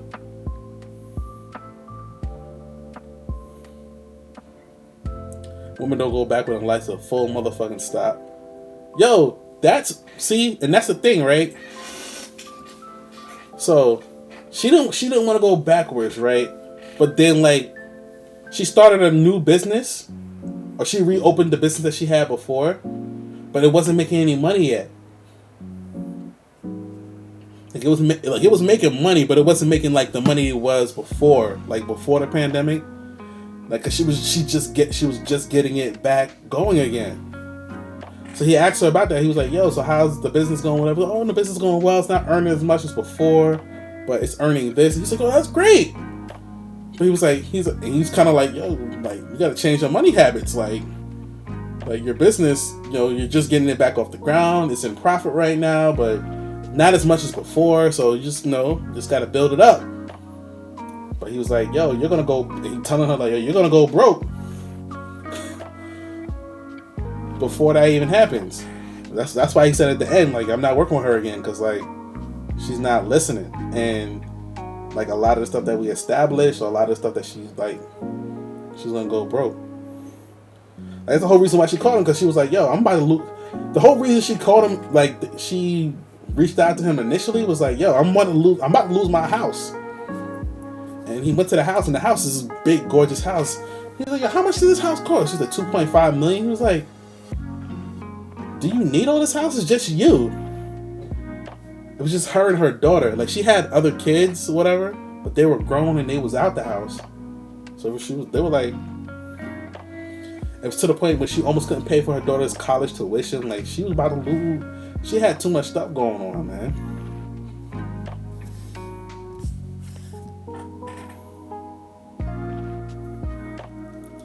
Women don't go backwards in lifestyle, full stop. Yeah, man. Then, like, her backstory too was like, her dad was rich. Then her ex-husband was rich too. So it was like, no, she said she grew up poor. She grew up poor. Her dad got rich or something, like, right before he died. Like, basically, like, she grew up poor. I think when she became of age, like, when she became like an adult, then her dad got rich. But then she married a rich dude too. And So, and the rich dude spoiled her. So like, she been on it. There's way more deadbeat mothers than fathers. I never. No, she wasn't a deadbeat mother though. She wasn't a deadbeat. That doesn't apply to this. That doesn't apply to this scenario. Like she grew up poor. I remember she's saying she grew up poor, but her dad got rich. Like when she was when she was like an adult. I remember her saying that because I think she got money from her dad when her dad died. I remember something like that. She grew up poor. Her dad got rich when she was like older. Her dad died. She got money from her dad. Then she married a rich dude. They got divorced. So then she's still getting alimony and child support from the rich dude, which is a lot because I think they had multiple children. It doesn't hear, but think about it. There's way more deadbeat mothers than fathers. I don't know. There's a lot of what I personally see more of Lupin is more. I didn't think we was gonna be talking about stuff like this on the stream today. What I've personally seen more of is emotionally abusive mothers. Like the mother was there, but they were emotionally abusive. They're using their like. You hear of cases of mothers using their sons as husbands, like an emotional husband, or mothers using their daughter as an emotional girlfriend, like bouncing stuff and telling their daughter stuff that they probably shouldn't be telling them, or probably shouldn't be bouncing off of them. And sometimes they do it unconsciously. Like I've experienced this in my life, because my daughter and my daughter's mother and I aren't together. And I remember my daughter, me and my daughter had a conversation about something where I was just like, whoa, wait, where did you get that information from? Like, my daughter asked her mother one time, why aren't me and her together? And she told her something that I was just like, huh? I was like, who told you? And I was like, who told you that? Mommy. She said, Mommy told me that. I was like, and no, at the time, no, she's 10 now. I think at the time she was 8 or 9 when we had this conversation. So she was like, so what happened? I was like, you're not old enough for that conversation yet. When you're old enough, we'll have that conversation. And I left it there. And I was like, I'm looking at her like, your mother actually had this conversation with you, like, told you some stuff. Like, she told her something like, I wasn't interested in her anymore, and all this. Like, she didn't say like the exact details, but it was like it was more than she should have known. She didn't tell her exact details and stuff, like, but it was like more than she should have known. And when she repeated it to me, I was like, why the fuck would she tell you that? Emotional girlfriend. I was like,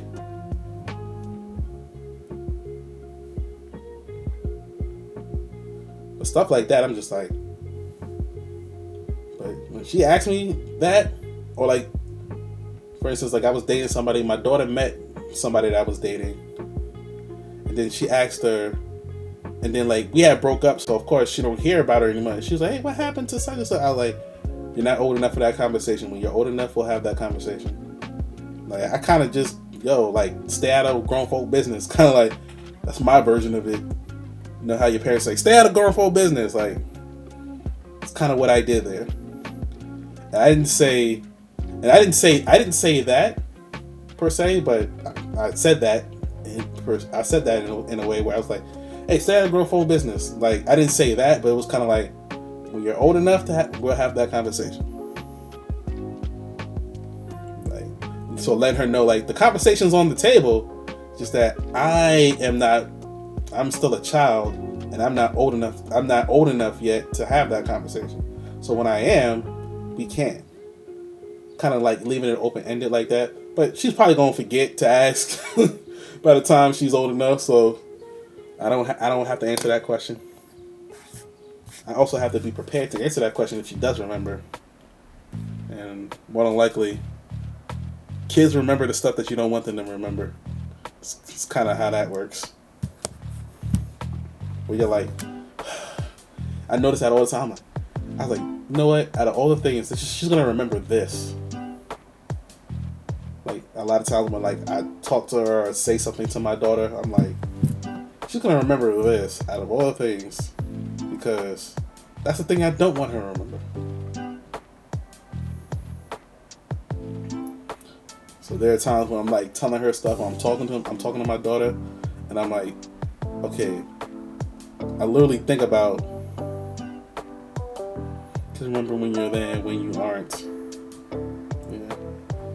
Yeah, that's why I try to be there for like the events. You know, my daughter she lives in DC. So I'm in New York. My daughter's in the DC area.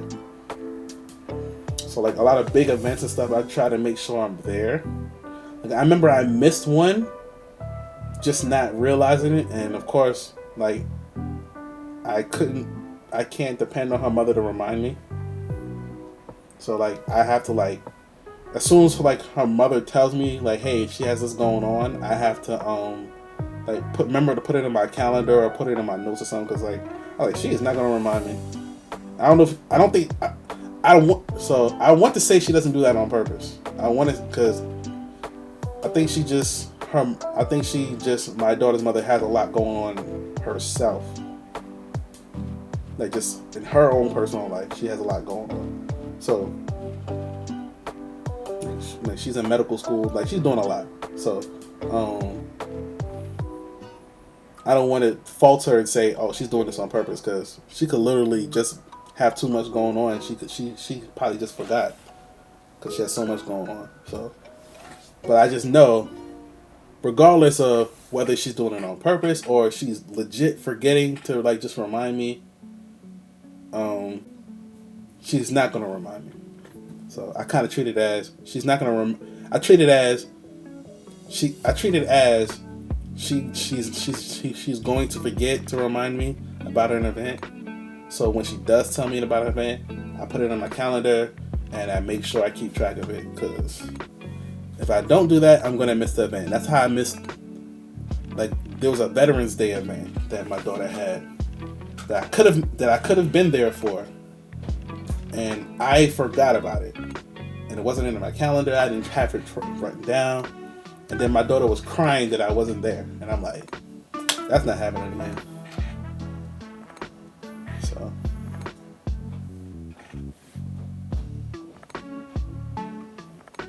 But yeah, gotta be there. I try to be there as much as I can. Shoot, I'm trying to move down there by next summer. So I'm gonna be moving out of New York to go there.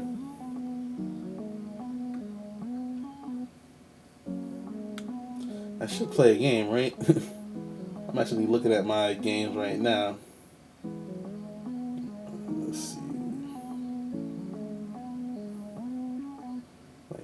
I don't want to put on Vampire Survivor, because if I put that on, I don't know, Vampire Survivor, I zone out that game. Like I put that game on and I like zone out. I'm only focused on the game. I'm like, I want to be talking to y'all. Like, oh yeah, I had the whole streamer watching me.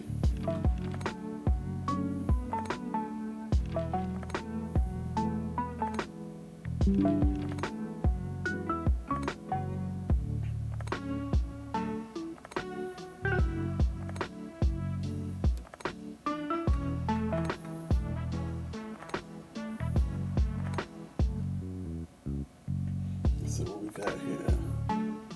I'm on my PC right now.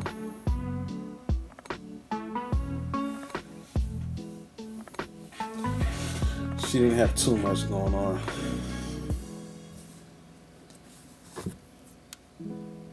I'm sorry to hear that, man.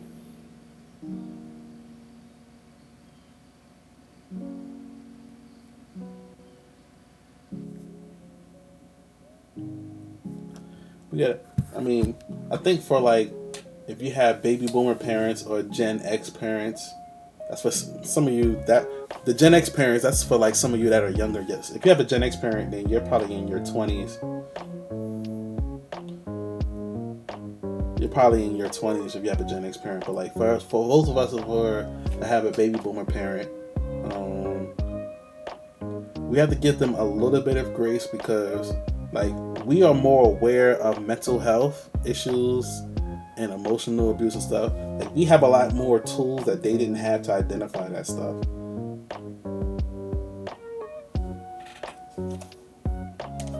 And then there are people that that became parents that probably weren't they weren't in a place to be parents. Like they weren't ready to be parents, but somebody got pregnant, so got to step up and be a parent. So there's a lot of that. Or like, so the folks had parents that they weren't ready to be parents, and then they have parents that have their own issues, and then having a kid just exacerbates those issues. So got to give them a little bit of grace for that, but it doesn't make it right at all. It doesn't make it right at all. It's just like sometimes I understand like when people like my age or maybe like people that are in like their 30s, when like they tell me they have messed up parents, I was like, yeah, but you probably had a parent that had a mental health or emotional issues, and then had no way of working those out at the time, or didn't even know like, hey, I might need to go see a therapist or see somebody. Kind of like back then when people went to see a therapist or something like that, they were like,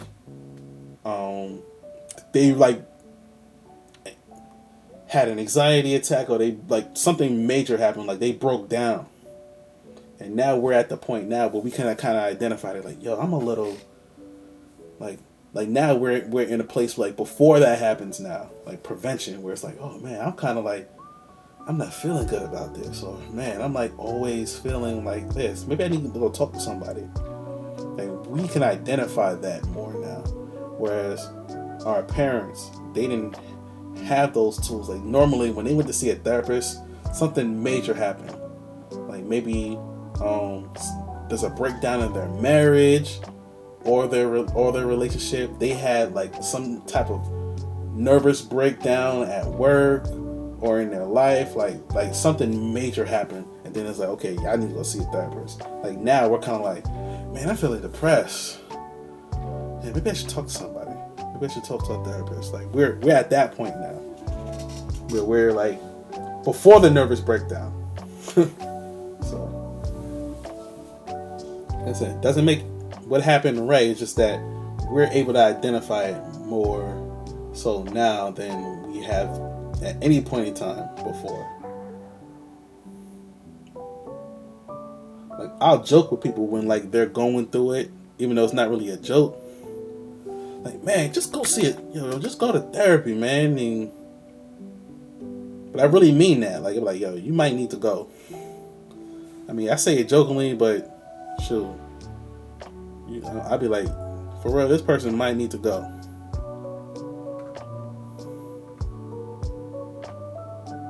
Like I knew a woman that was she was on Facebook and social media, where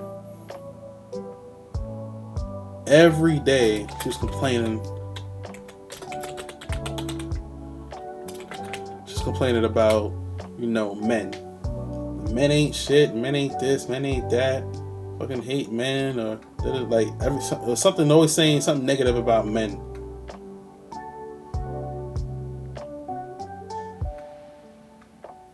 And I was like, yo, either go to therapy or find.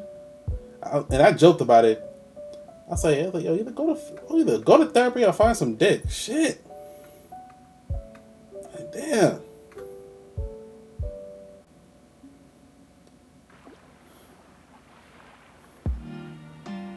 So much sticking around it, and it's stupid. So much sticking around therapy? No, not now. Back then, like when our parents were coming up and raising us, yeah, I think there was a stigma. Now it's kind of like I think more so folks are like, yeah, go get some help. Or mental health is important. Like, yo, like I don't think that's a stigma anymore. It used to be. It used to be, but now therapy is not. Therapy is not not stigmatized anymore. Like,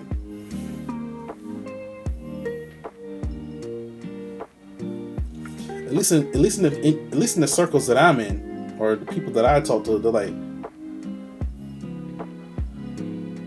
it's more like somebody tells you, yo, I'm in therapy. I've been going to see a therapist. I'm like, yo, I'm so happy that you went to do that.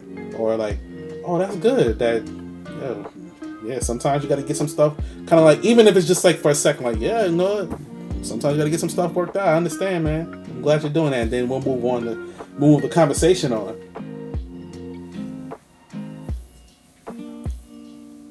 So, I mean, there used to be a stigma against it, but I don't think that stigma. I think that stigma stuff is done now, like because we understand how important it is now. Society-wise, like we understand.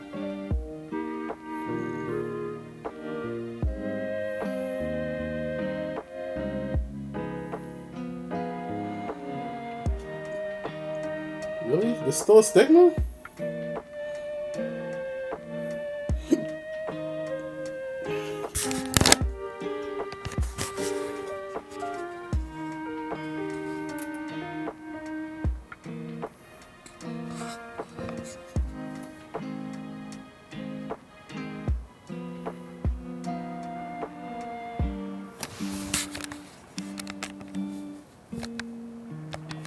Still a stigma around it?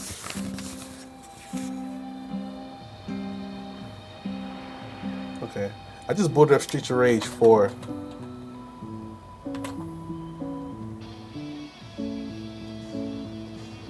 Change my category to that.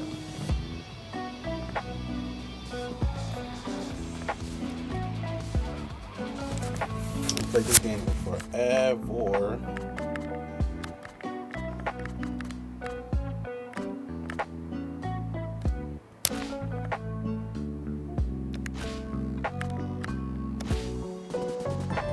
I don't think I ever unlocked everybody too.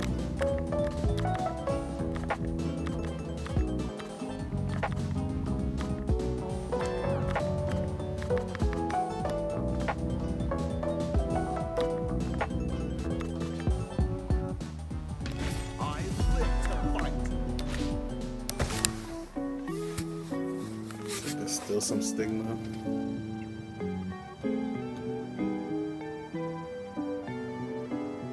I'm surprised to hear that, man, honestly.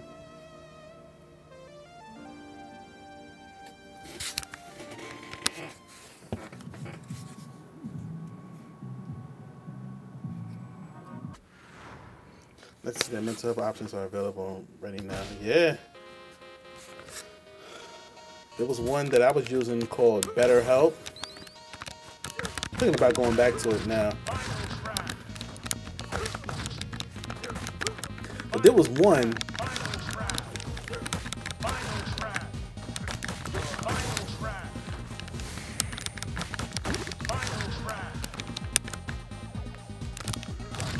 There was one. So BetterHelp was one that was like, you know, they was being flexible as far as how you can pay them and all that stuff, and how to get help. Basically, it was like $300 a month, and for sessions once a week. So there you go. That's pretty much like their flat rate, whatever. But I think there was another one where like there was another one I believe that was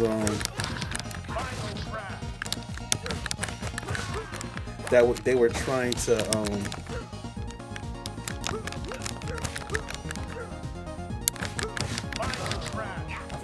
I forgot what I was trying to say. Oh, so there was another mental health like website. What they were trying to do was like they was trying to say, hey, because you know your therapy isn't covered by your health insurance. So what they were doing was, hey, you can come see us, and it's you can use your health insurance for your sessions. So that's what they were trying to do. It's like but you'd have to call them and see if they actually take your insurance or whatever. But like I know like that was like their thing. Like, look, see one of our therapists and it's covered by your health insurance. Just give us a call to see if we take your health insurance. And it was like we take all the major ones like Blue Cross Blue Shield and like they was like we take like all the like regular like health insurance providers. I was like, oh, that's pretty dope. So cats don't gotta pay any extra out their pocket outside of like the copay or whatever. So that's the way they was treating it. So I was like, oh, that's cool. Like more people should do that. I can't remember the name of it right now though. I have to look it up. But there was a company that was doing that. They were like, yo, we'll cover you.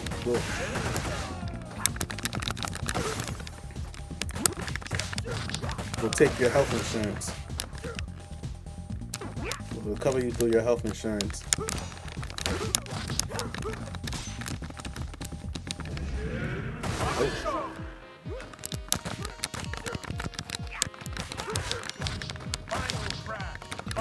I played this game so long, I'm rusty.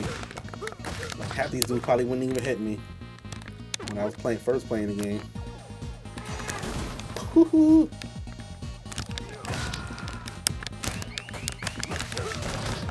Funny thing about like this car right here, they said they wanted to do this in the Streets of Rage 2. They wanted the car to crash into the wall, but they couldn't. The Genesis wasn't powerful enough for them to do it. So in this game, when they did it, it was like, oh yeah, we're gonna do that.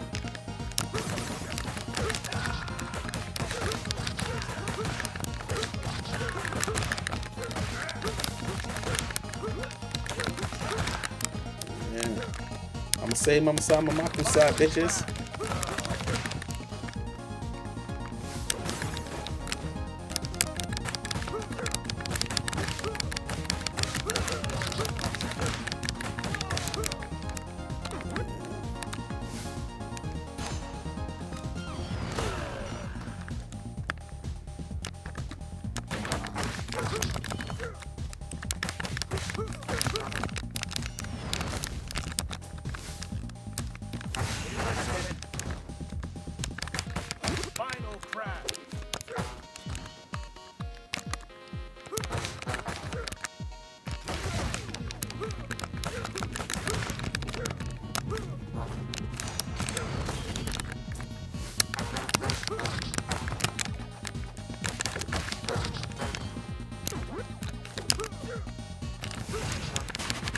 Oh man.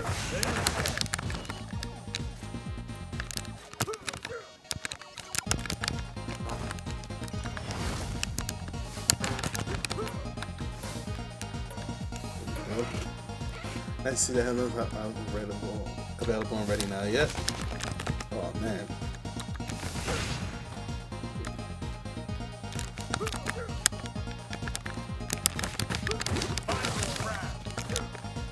Feels good to stream.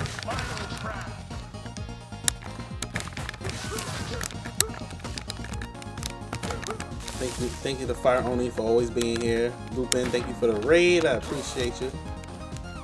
I'm gonna be playing tomorrow. Should be on around like 2 or 3 o'clock Eastern time. I'm gonna run some errands in the morning and then get back home and get to it.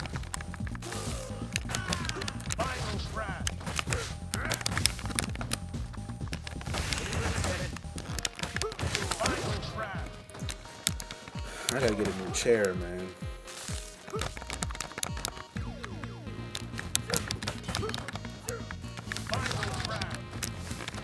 I gotta get a new chair because this chair has been hurting myself.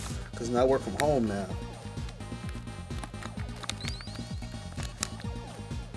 And this chair has met the end of his life, man. My butt always hurts when I sit in this chair now. And I have another love seat over here that doesn't do that, no matter how long I sit in it. So I was like, yeah, I know it's this chair.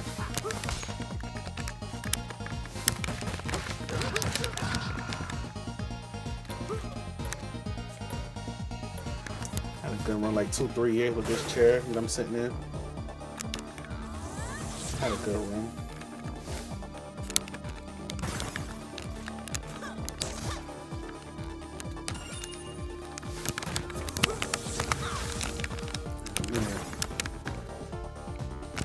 There we go.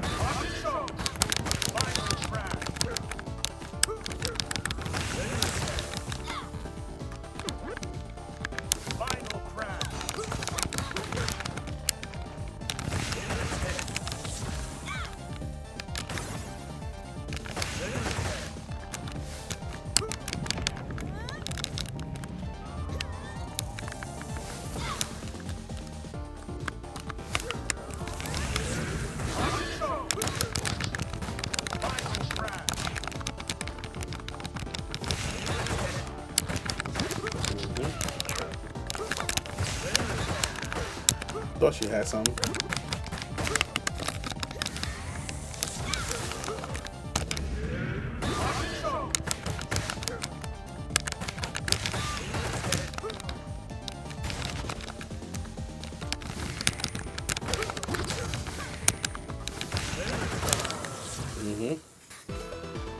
That super finish, boy.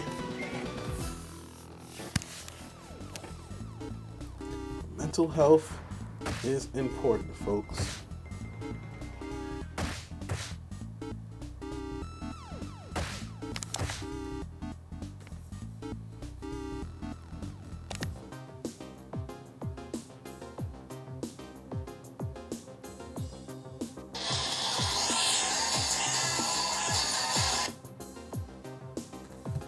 So, I gotta make sure y'all following me on everything. If you're not following me on Twitter or Instagram, make sure you do. Those are my links. Also have a YouTube and a Kick if you're interested. I'm not on Kick right now, of course. I just didn't boot it up. That's all it was. I have not been promoting my Kick. I just have one to save, to get my name. I've streamed over there like once or twice. I see people really trying to like make that work over there. I think it's gonna be around for a little bit too, cause I guess cause the company that's backing it, like they got a lot of dough. It's like 2 casinos backing it. It's like 2 casinos backing it, so it's like they got money to burn.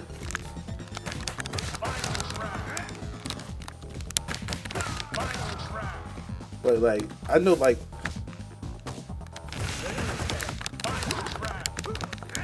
the cost of like running something like a live stream service and Twitch or whatever. And I'd be sitting here like, yo, this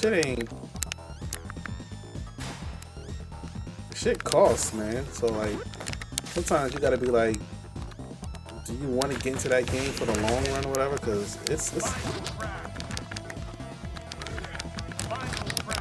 everybody complaining about like streaming in general. It has not been like a lucrative business, yo. It's more convenient for us as a consumer. Like for a consumer, it's like really convenient. But like the companies that are like in the streaming wars or whatever, like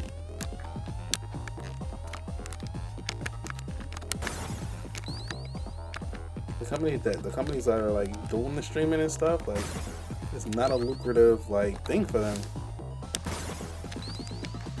Like, all the streaming services is losing money. Whether it be movies, music, or like live streaming, like they're all losing money with that. So that's when it comes to like revenue sharing and stuff, especially with music. It's like really like difficult to. It's like really difficult to see like to do the splits. Snoop Dogg was just complaining about that the other day.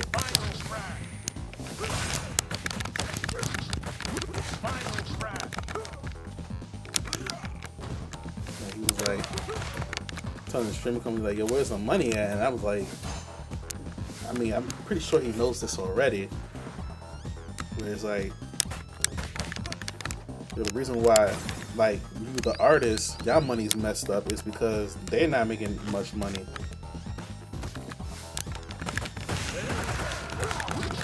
Because they're not making no money, they're like, your money, the money they supposed to give to you is like, it's not where it's supposed to be.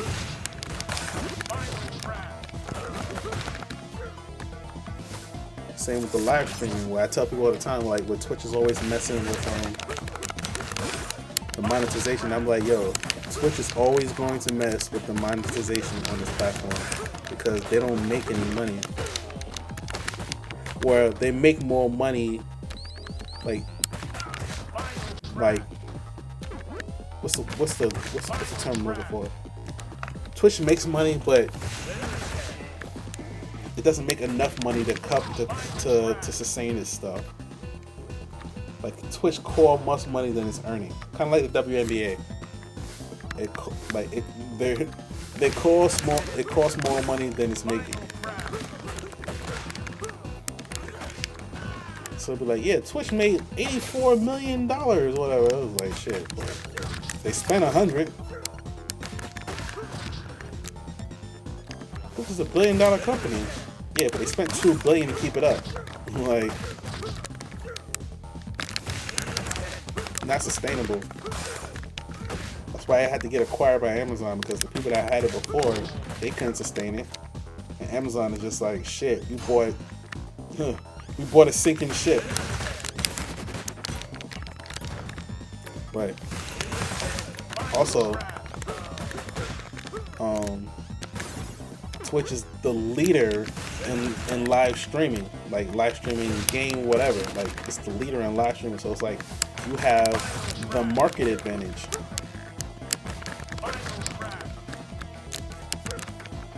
You're the market leader in live streaming. It's kind of like, well, don't want to give up that position.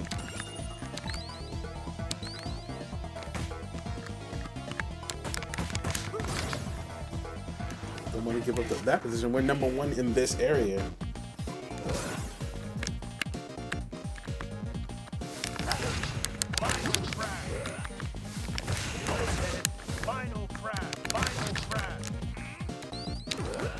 Oh man, unless you grab me, I'm slipping.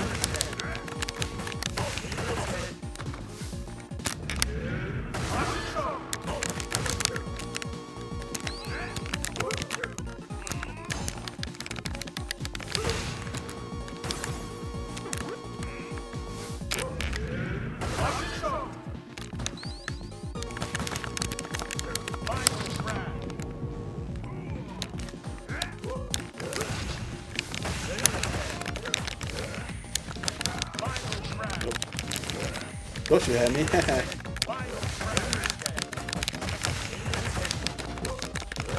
Oh, not me that time. Oh. Oh. Yeah, I'm getting careless.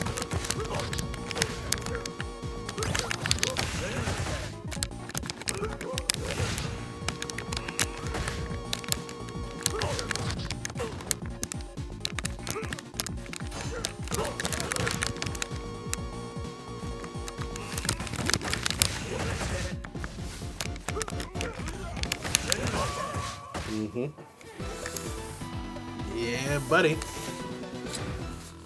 So, almost midnight. Yeah, I came on late though.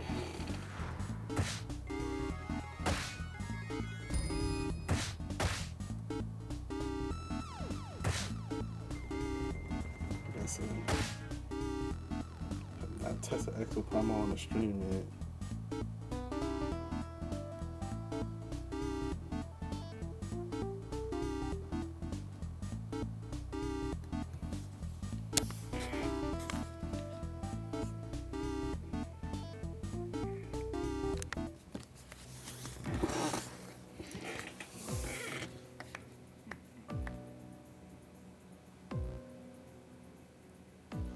clicked off, so y'all don't see nothing.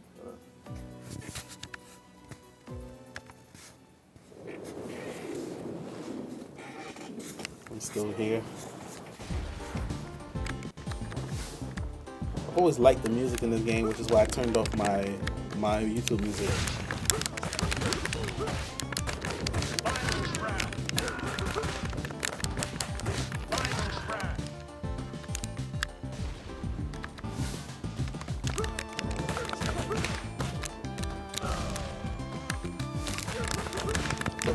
So you would have thought.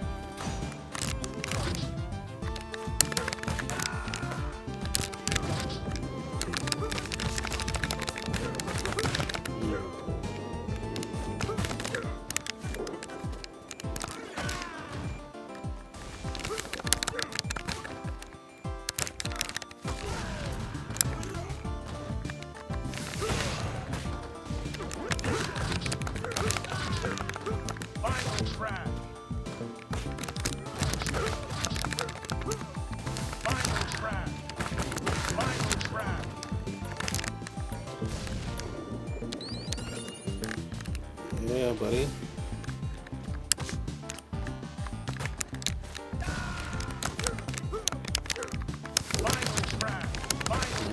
Get your buddy.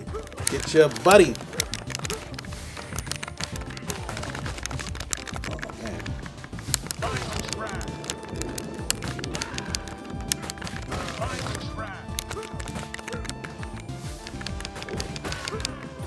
A few times when you get to play like as a boss of the game, and he actually feels as powerful as he was when he was whooping your ass. He actually feels overpowered.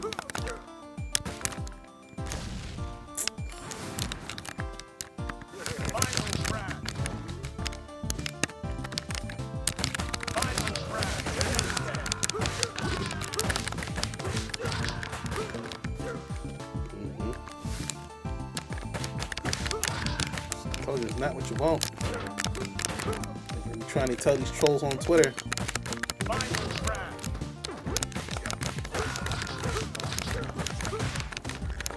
Yo, a troll on Twitter actually listened to me today. I told him, hey, check this out.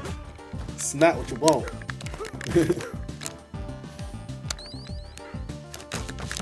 I tried to troll me on a post today. And I was like, yo, this is not what you want. And he just let it go. I was like, wow, somebody listen. The thing is about trolls on Twitter, man. Normally I don't care about them, but they call me Danger for a reason.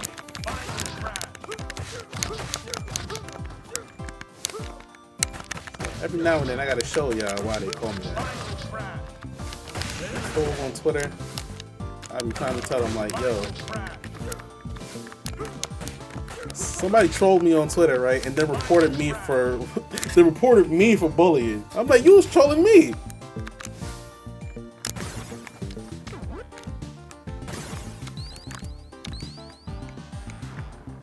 And you was trolling me. You reported me for bullying?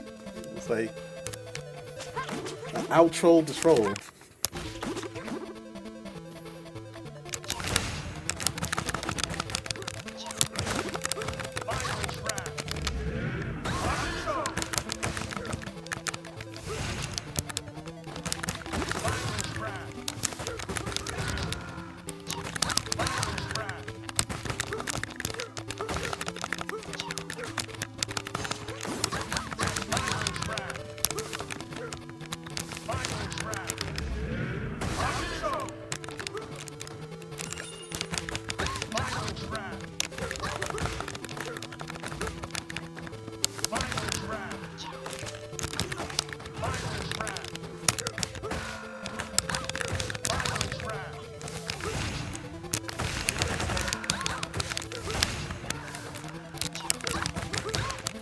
I had more trouble with the first boss.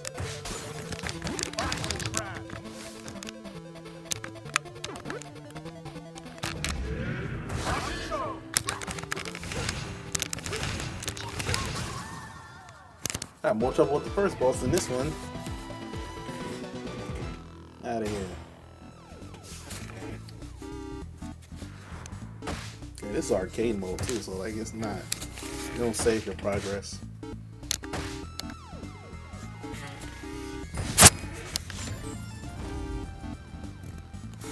Oh, Street Rage 3 characters unlocked. Oh. Let's skip the story stuff.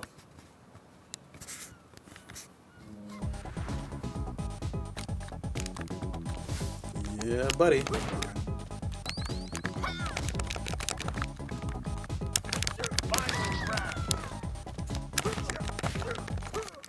I'm gonna turn up the game just a little bit.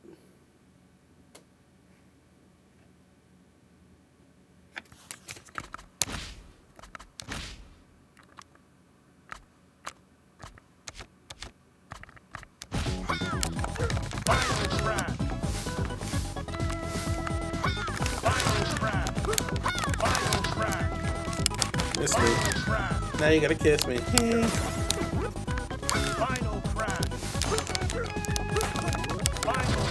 Yeah, buddy. So Danger is back in the gym. He's been consistent the last. This is the last month now. So all of June, going for all of July. I'm about to switch my gym. I gotta look at my. I gotta go over my finances again tomorrow. I've been doing it every day since I read this book. Oh snap! Fell right off the joint.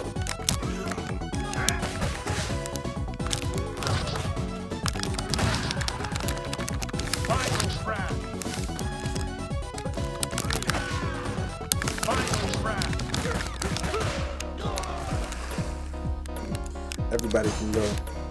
I forgot you don't pick up on weapons.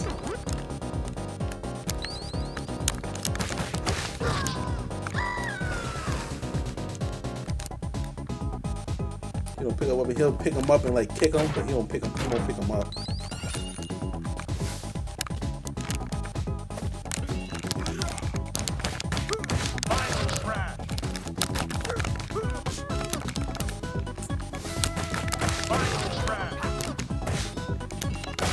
Something like that.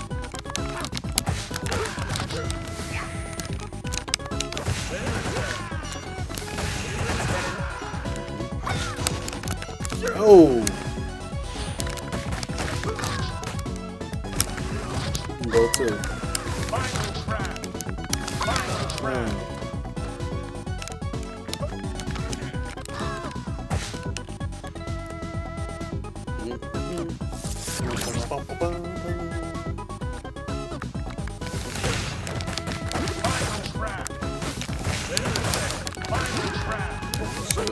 Sometimes that shield is hard to break. This guy, he breaks through it easy.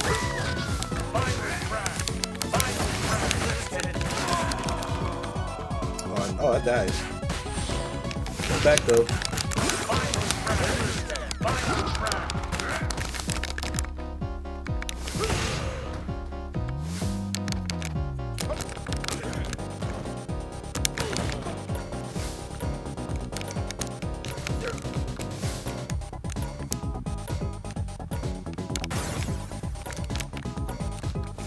I'm supposed to be able to go in there and play a secret level, but I have to pick up the taser, but I can't pick up the taser.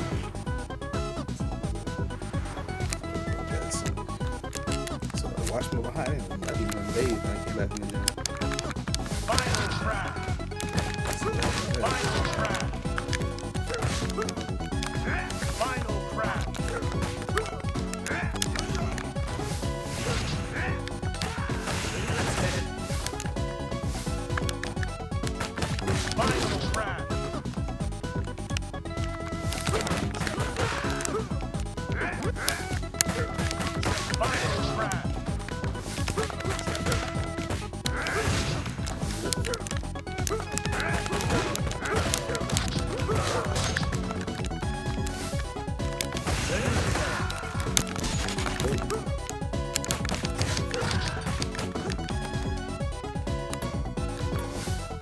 Go.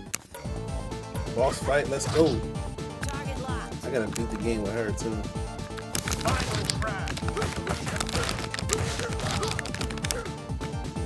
Combo. She got the jerk from like the first game.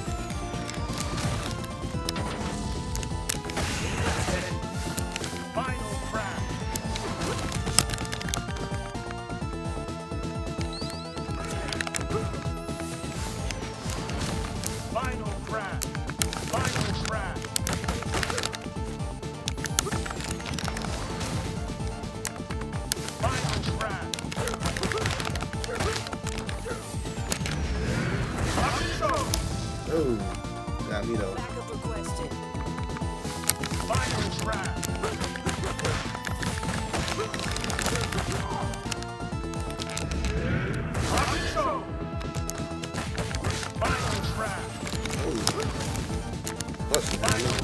Thought you had me there too, didn't you?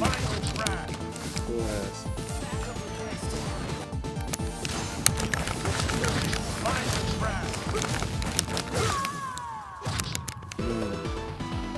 I missed this game.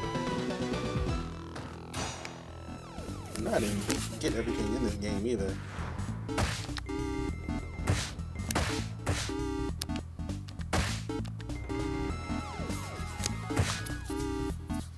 One time I was playing it with a man, CFG.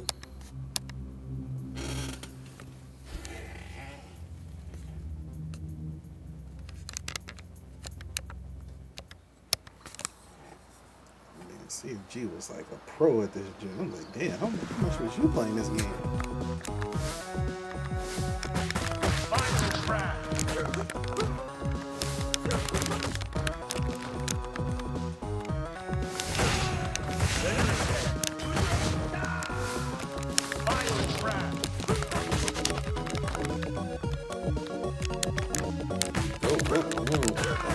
James.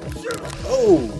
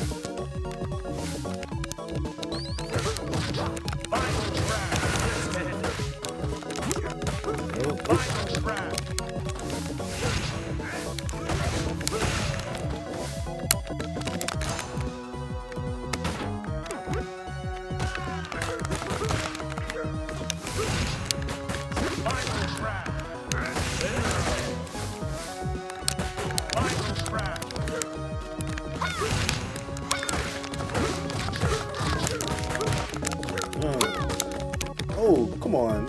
Pull out that super combo.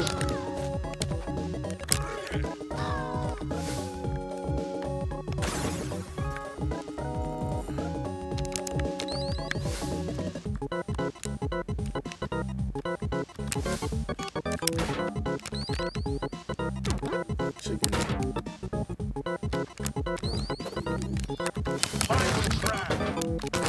Imagine it.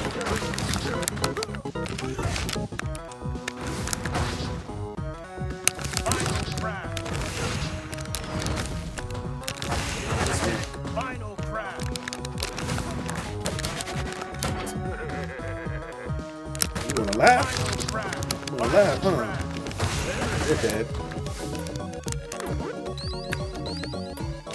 job. Both of yous is dead. Both of yous. What's up? What in the world? That wall do to you?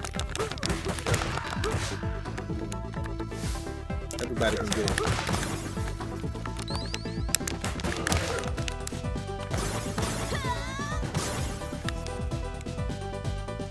Got some ladies.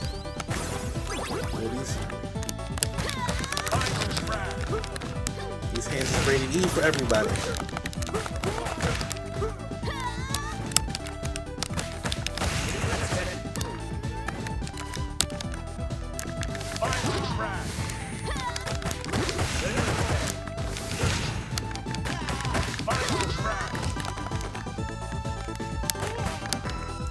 Oh man, I don't know if Lupin is still here, yo. I just remember that something he was saying in the chat reminded me of a Chris Rock joke. He was talking about women don't go backwards in lifestyle. It was like men don't go backwards sexually, women don't go backwards in lifestyle.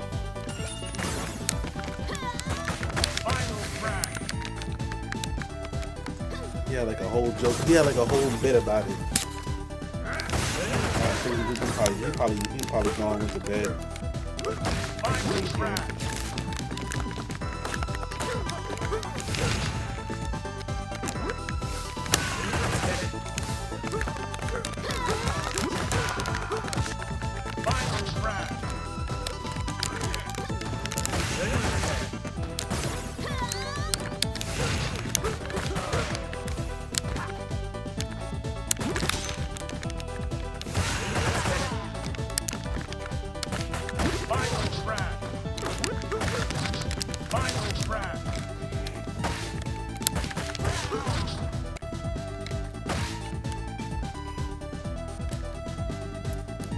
Kangaroo over here.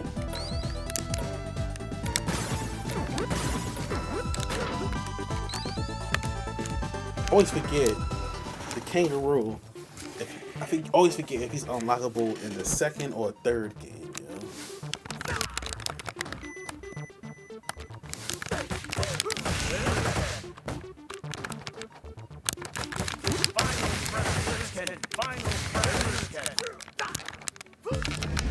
I want him to get that super move off, huh?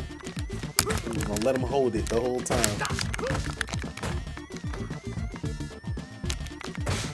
Final crash. Damn. Final crash. Final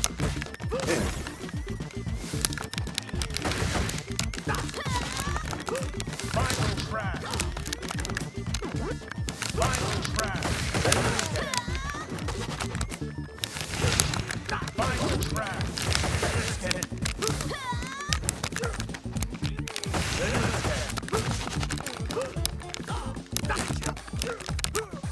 Final crash. Final crash.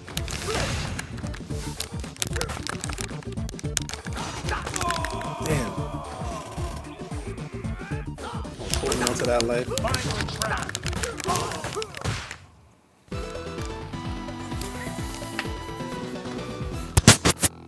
Hold on. I gotta check to see if Shorty Slug is on. It's Friday night, so everybody on. This is like the club. Evo's on. Everybody's on. We are back and we are science stuff and math problems. Beauty.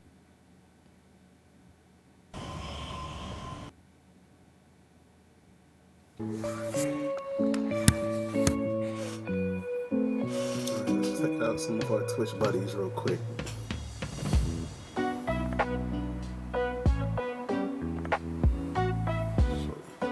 Shorty Slug is on here.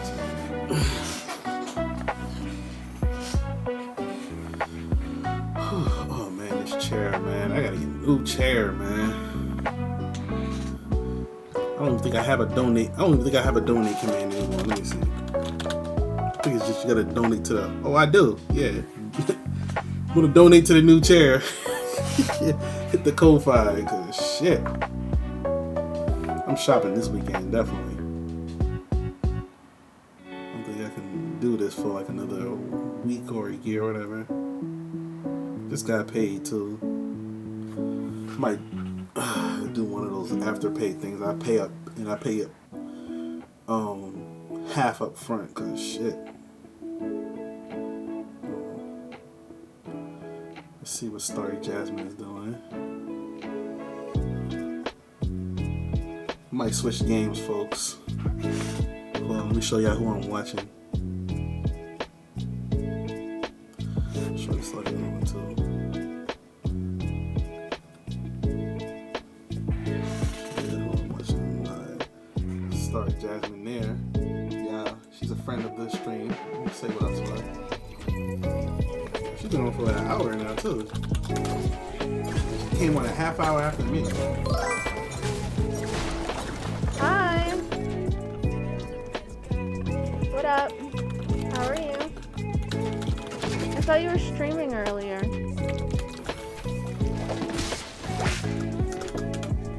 Hi. How's it going?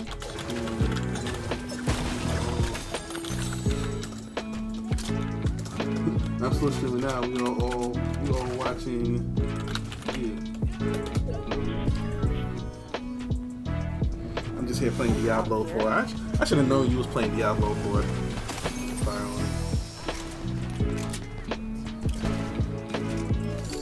on. Sorry, Jasmine, I know she kind of annoyed with me because I've been getting at her about us playing together, and then I was getting at her because we were supposed to meet up like in person a few times, and we didn't. So she's probably super annoyed with me because I keep bringing it up. Oh, idiot.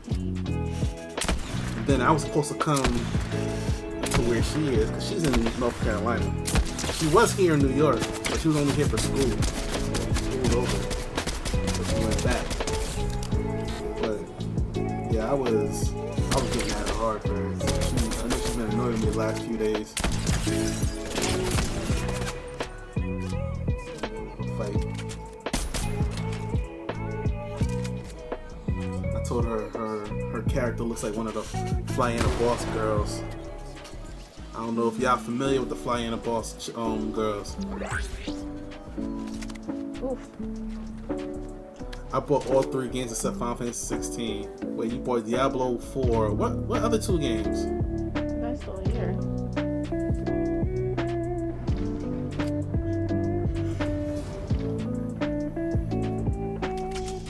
You bought Street Fighter 6? That was a fun game.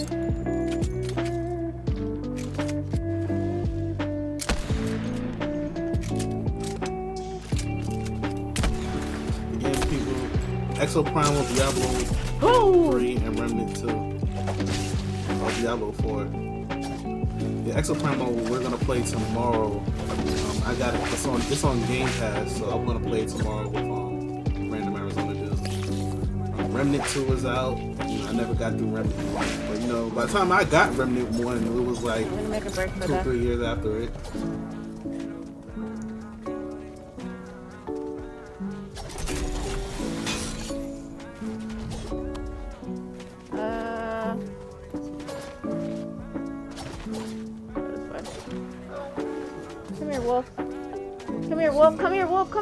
He's highly engaged into the game. So another person that I've been watching lately. Please. I'll show y'all. Shorty Slugger. Let me say what up to her real quick.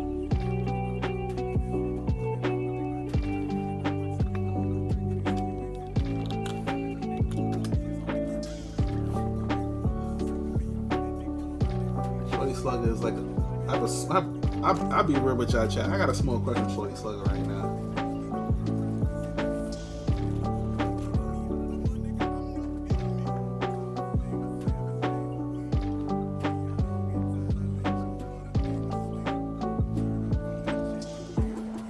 I think I'm blocking her, so I'm gonna go to Danger. Yeah, what's up with it?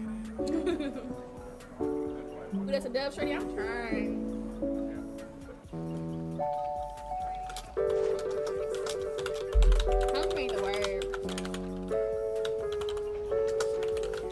up with a vibe?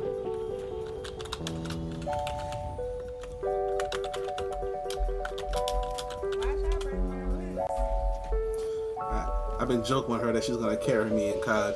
That was a clusterfuck. It's COD rest, I feel you. She said, I can't carry you.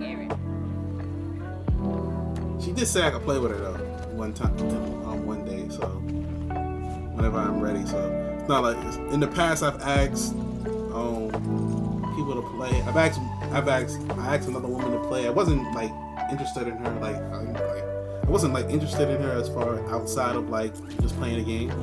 She was really good. I forget what game it was. She was really good at I think it was Road Company. I'm like, yo, you gotta be on my squad because I'd be hurting in Road Company.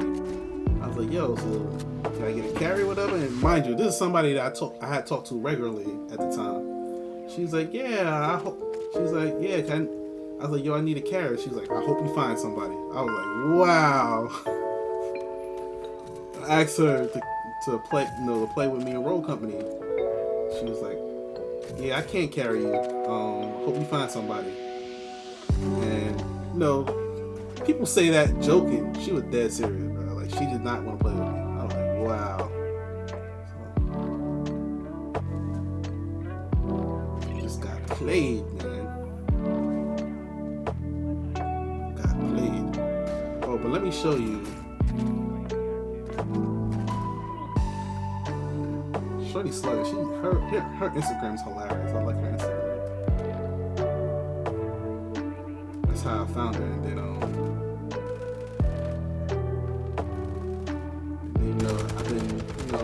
I've been in her streams and stuff ever since. So, there's this one here. Shit whack. That wasn't the one I saw. This one. If Kelly told you so, come on. Told y'all I was gonna bump like this. Okay, I'm trying to find the funny one. Oh, I know y'all looking at me like, yo, what are you doing? If somebody had a gun to my head and said, spell croissants, I'd be dead. If somebody had a gun to my head.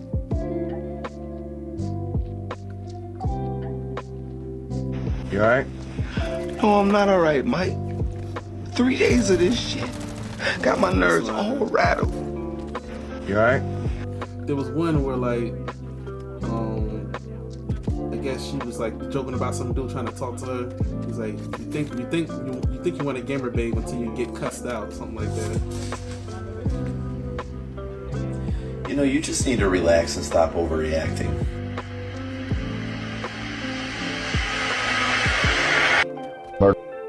Hi, I'm new here. Hey, boss.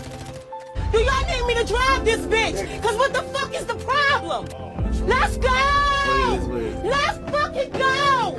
Do y'all need me to drive this bitch? Cause what the fuck is the problem? That was her talking, screaming at somebody. Let's fucking go!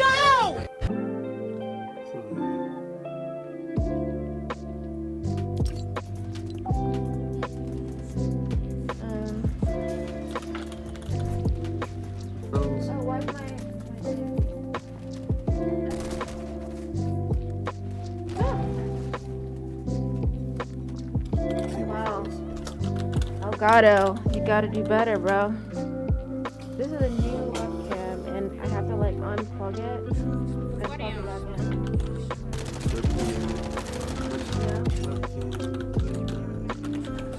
That baby freezing when she switched the scenes. Yo, what game is this? I was playing Streets of Rage. She has the Elgato face cam. Reload my gun, please, sir. What else I gotta do? Switch back to just chatting. I don't think I'm gonna be playing Streets of Rage anymore. I'm done. I gotta watch this. I gotta watch the gym off. I'm about to go, bro. Oh Lord. Damn. Shit. Yeah, let me know. She's done up on stream today. See this? A lot of the streamer girls, they be putting on makeup or something before they come on camera.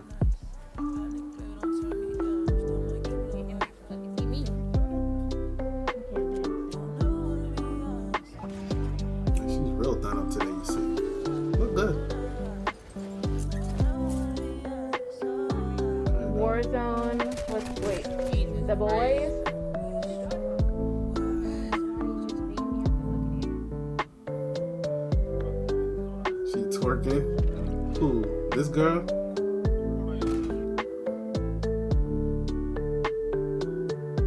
That's all on stream.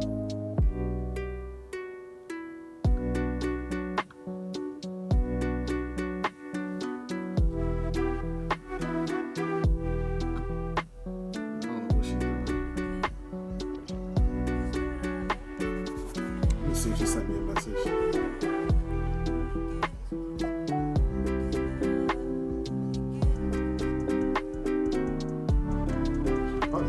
probably sent me a DM.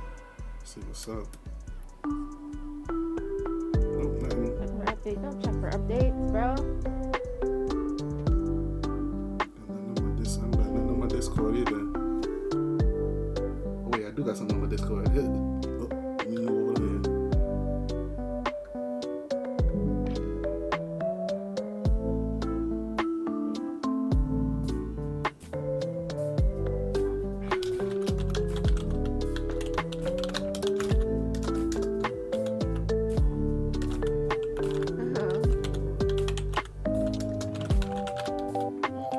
Send her a message. Still playing Fortnite or switching?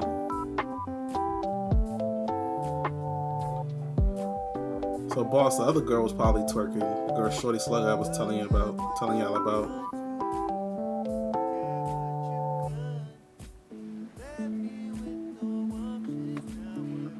I'm trying to see if she wants to play Fortnite real quick. She was already on it.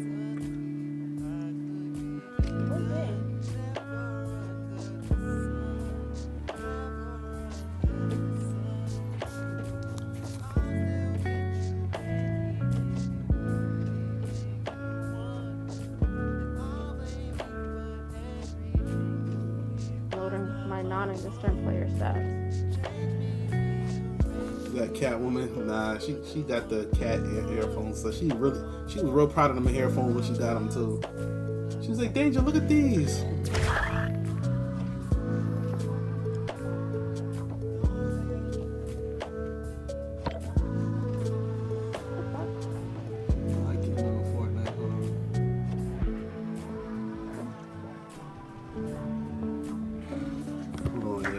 You can do a computer. Her computer started acting crazy.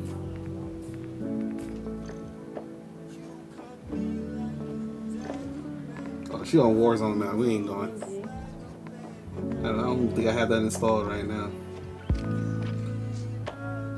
I gotta play that off stream and get my stuff about me. I know this girl here, she play this shit all the fucking time. I was telling her, I was like, you know, I was really enjoying Black Ops. Like, I don't even see what I'm saying. I was like, yo, I really enjoyed Black Ops. I don't know, like, what the deal was with me and Modern Warfare. Like, Black Ops was really, that was nice at that. You know, there's some. I'm telling you, Twitch be having some girls that I'm like, yeah, I'm feeling you. But you know, a lot of them be like, don't be trying to talk to me outside of no games. You can also do PUBG. Don't be trying to talk to me outside of no games and stuff. Like, try to do is trying to come and talk to me on these games. And then I had another man's that was like, the future baby moms, we shall see. I had another guy that was telling me like, yo, check this out. They be saying that, but they be choosing, man. Straight up, he be like, yo, they be choosing, trust me.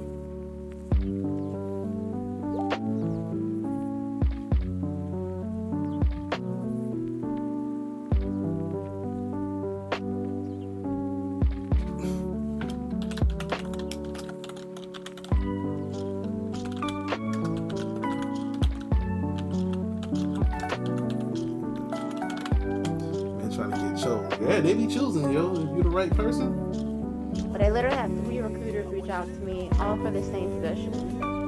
So, here's Naya. Choosing, man. Yo, because this is one streamer, right? This is one streamer called A1 Jazz. plays Call of Duty mostly, yo. And number one, A1 Jazz is nice. Like, she's really good at COD. Like, period. She's really good at COD. A1 Jazz is probably one of the most gorgeous women I've ever seen, period. And that woman is, I'm like, she streams on Twitch regularly, though. I'll show y'all Jazz, man. I'll show y'all A1 Jazz. Give me a second. A1 Jazz.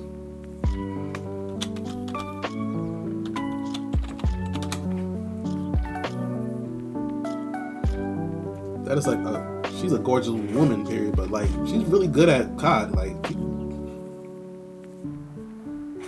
bruh, I know her DMs is crazy. I know it. Cause I look at her, I'm like, and I have to constantly tell myself not to DM her, yo. Like she's that gorgeous, yo. I'll show you that Jazz. But I met Jazz playing Paladin. I guess. When she gets burnt out of COD, she switches to Paladins. They keep telling her, yo, when you do that, call me, cause like I need a healer. She's a healer. We have not linked on that game yet. I feel like a perv showing y'all like different girls on Twitch and shit, but it is what it is. It is what it is. I ain't gonna talk to none of these girls. Dead. Brunana, what's going on?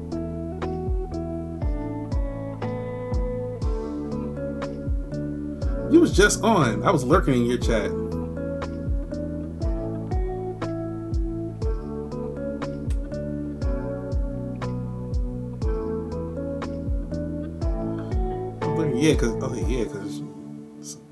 Cause you handed it off to Raspy Inferno. I was just taking out my hair. Oh yeah, cause you had the long braids from your trip. How much have it going? I'm good. I decided to stream tonight. I'm gonna be streaming tomorrow a lot tomorrow too. Cause I promised my buddy I was gonna play some games with him. So I'll be streaming a lot tomorrow. I'm gonna try to get some errands done in the morning and then stream. No, I had done a twist out and it looked bad. I'm about to take my hair out. But boss, I think you have long hair too, though, boss. So that doesn't sound out of the realm of possibility.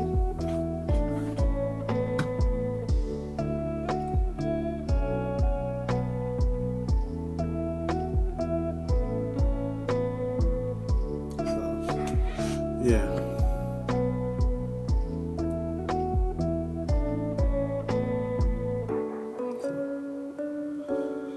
So yeah, I'm trying to stream more, man. I'm just so. I have the time now. Like I know my problem with streaming before is like I don't have enough time. I have the time and the flexibility to stream more now. It's just that I'm so focused on right now. My number one priority has been just trying to get in shape and make sure I'm active and get in the gym. Now I work from home. I don't have and so I'm not going into an office anymore. I'm home like all the time now, and I get a little stir crazy. So like I'm getting stir crazy already, and it's only like I've only been there for it's not even like a month and a half now. So I started with June, July, and going into August, so like not even 2 months yet, and I'm starting to feel it a little bit. I make sure I go to the gym. I make sure it's warm out, so I'll make sure I go out walking. It's kind of like how I leave the house every day. Because if I didn't go to the gym or go walking, I probably wouldn't leave the house at all. Like,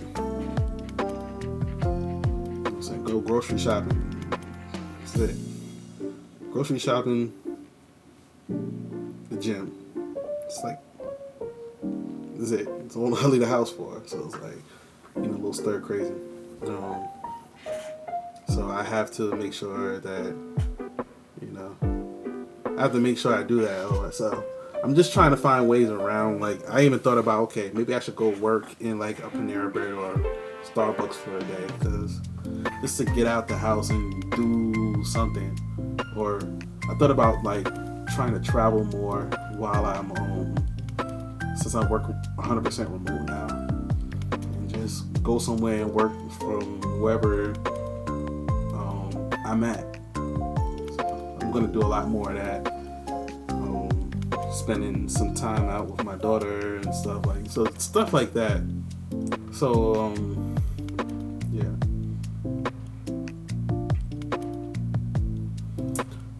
So I gotta really hunker down on like the streaming thing. Like, how often do I want to stream? What do I want to stream? Stuff like that. I might get back into Warframe at some point. I'm thinking about Diablo 4. Everybody's playing Diablo 4. I actually wanted to get back into Lost Ark. Like, I've been thinking about Lost Ark a lot, actually. So I've been kind of just wanting to see just different games and stuff. I'm wondering how Overwatch. I'm kind of curious about where Overwatch is going to go to. Like Overwatch and Paladins. Paladins is, it's holding on. Like, it's a little bit under 10,000 concurrent players. Like we looked at the list earlier. It's like 8 or 9,000. So it's like top 100 games on Steam.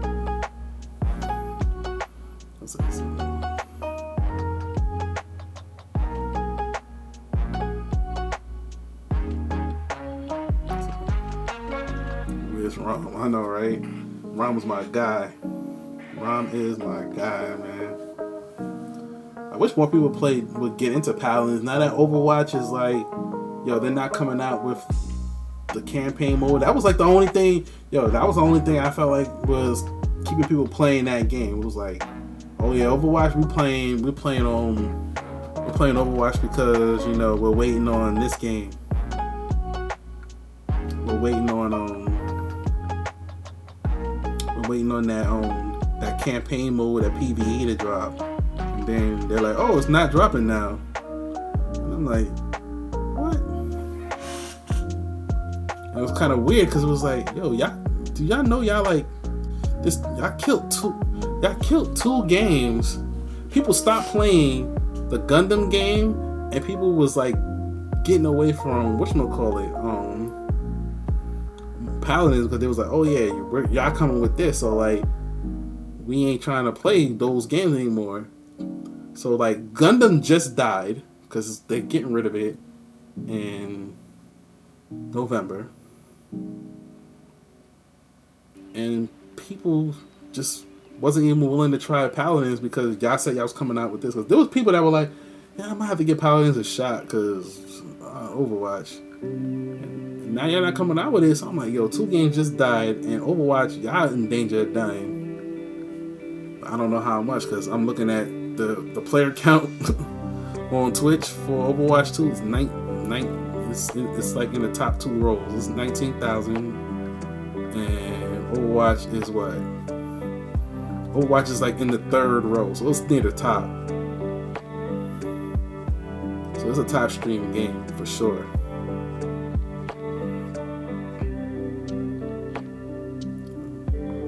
Lost Ark is still up there. It's not being Diablo anymore. And Lost Ark was up there. And Diablo came out and just crushed Lost Ark. Dead by Daylight. And I did not know Dead by Daylight was like that big, man. Dead by Daylight's up here. I guess I should show y'all what I'm looking at, right? Like the stream categories.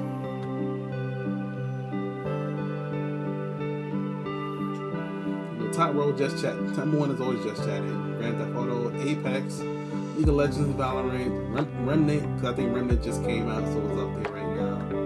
Diablo's up here now because it just came out. Call of Duty, of course. Multiplayer games is always up here. Fortnite's up there as usual. Fortnite used to be like here, that was here. So, but it's still top 2 rows. Slot machine, which I thought Twitch was supposed to be getting rid of that, but whatever. Punch Club, Dead by Daylight's up here, Rust, Overwatch 2. Black Desert's up here? The hell? Maybe they having an event or something? Or was that mostly one streamer? Take the English thing off. No, it's pretty spread out. I mean, there's a couple of streamers pushing it. These 2 people up here. And it looks like China or Japan, but for the most part, it's up there.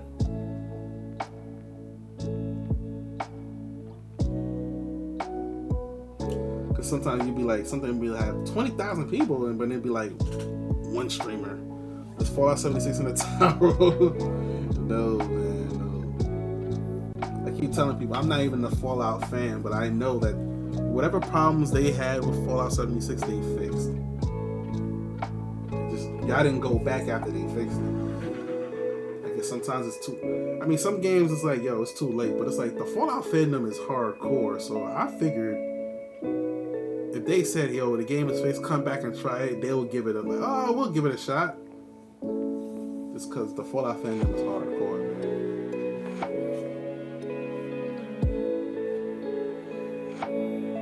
Literally, my guy, Random Arizona dude, he was the guy that he had the most players playing that game. Like, my man Random Arizona dude, what he did was he started a group on Facebook before the game even came out, and the group got to like 10-20,000 people. My man Random Arizona dude started the group, got to like 10-20,000 people on the group before the game even came out. Then he was like, yo, we all gonna play together. That whole group played Fallout 76 together. And it sucked. So then he got tired of his own group, and he just like muted the group because he didn't want to delete it. But he just muted the group and just never came back to it. Because he was just like, yo, people were just bitched about the game. That's all they did. He was like, yo, I was just tired of it. It was like, that's all they did in the group was bitch about the game.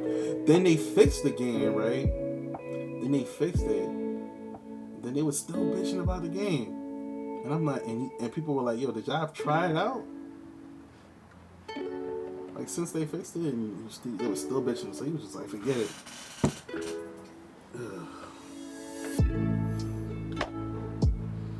Alright, folks, yo, I've been on this way longer than I thought. So, I'm gonna send y'all to Jazz. I'm gonna send y'all to my girl Starry Jasmine. I think Evo's on too. I'm gonna say what up to Evo, but I'm gonna send y'all to Jazz. She's playing Warzone.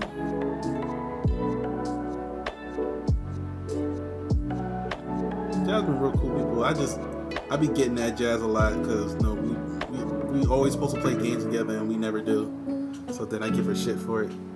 But lately it's been my fault because, like I said, I've been going to bed like this is late for me. This is almost 1 o'clock in the morning. This is late for me. Like, I would never be up this late. Like, I'm usually trying to be in bed like 10:30, 11 o'clock the latest, so I can get up in the morning and work out. And I figured out a small hack. At least it works for me. Because what I noticed is, small little thing that I notice about myself is when you get more deep sleep. So when you get more deep sleep, like I track my sleep on my watch or whatever, and then tracking my sleeping habits and patterns or whatever. But I notice that when you get more deep sleep or REM sleep, you don't have to sleep as long. So for instance, like say I sleep 6 hours. Say I sleep 6 hours. Most of that will be light sleep, and then maybe 20-30 minutes of deep sleep, or an hour of deep sleep. Now, what I noticed was there was one day where I didn't sleep that long, but I felt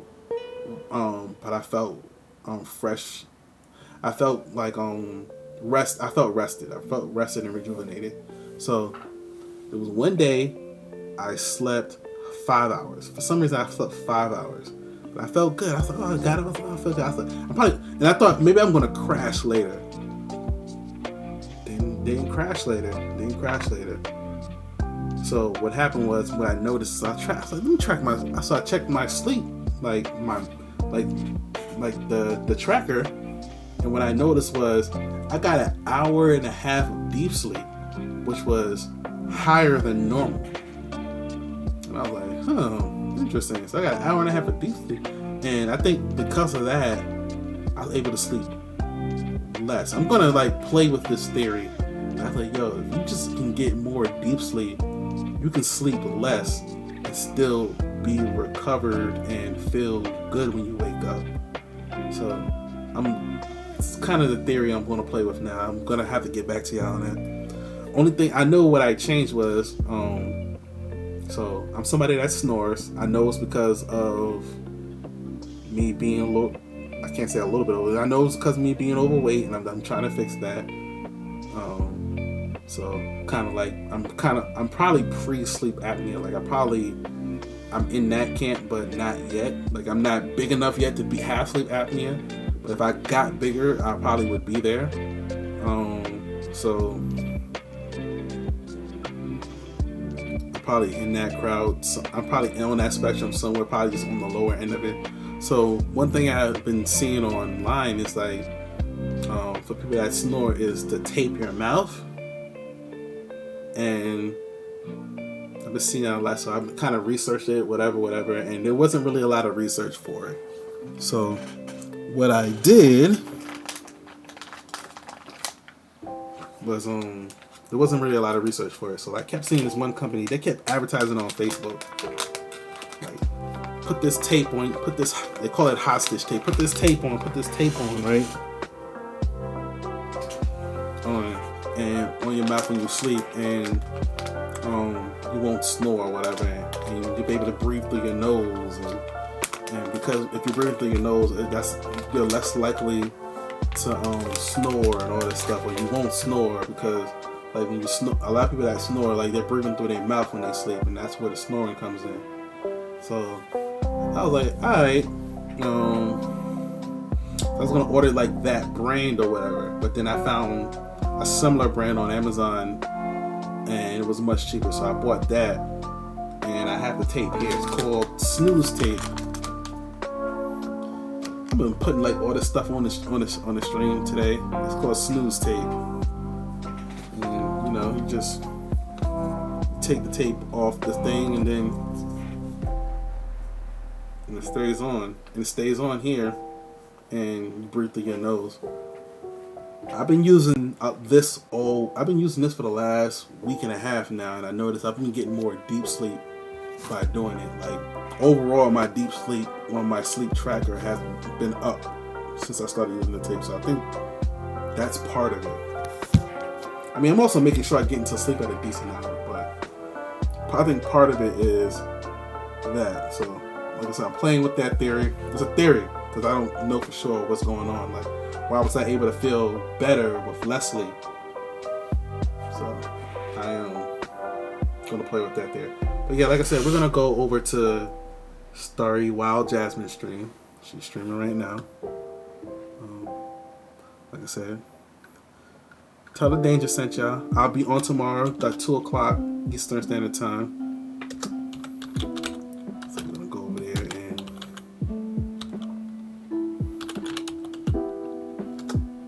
show some love. I gotta bathe. I should have bathed when I got home, but I came home and I ate, and then I was like, oh, I'm gonna get on stream, and I just never. I keep forgetting to take out this ad. It's so weird that they made that and like that. So we're gonna go over there, show her some love, tell her that Danger sent you. All right, I'll see y'all tomorrow. God bless. Good night. Peace. See y'all tomorrow.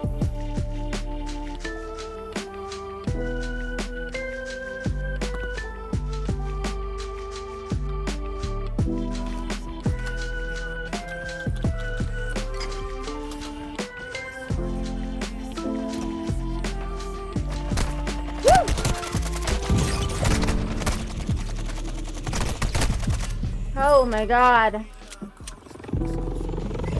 Don't have an auto. Yeah. Holy shit, this is so fun. Oh, this is so cool. This is so nice. Oh, thank you. Wow. Appreciate that.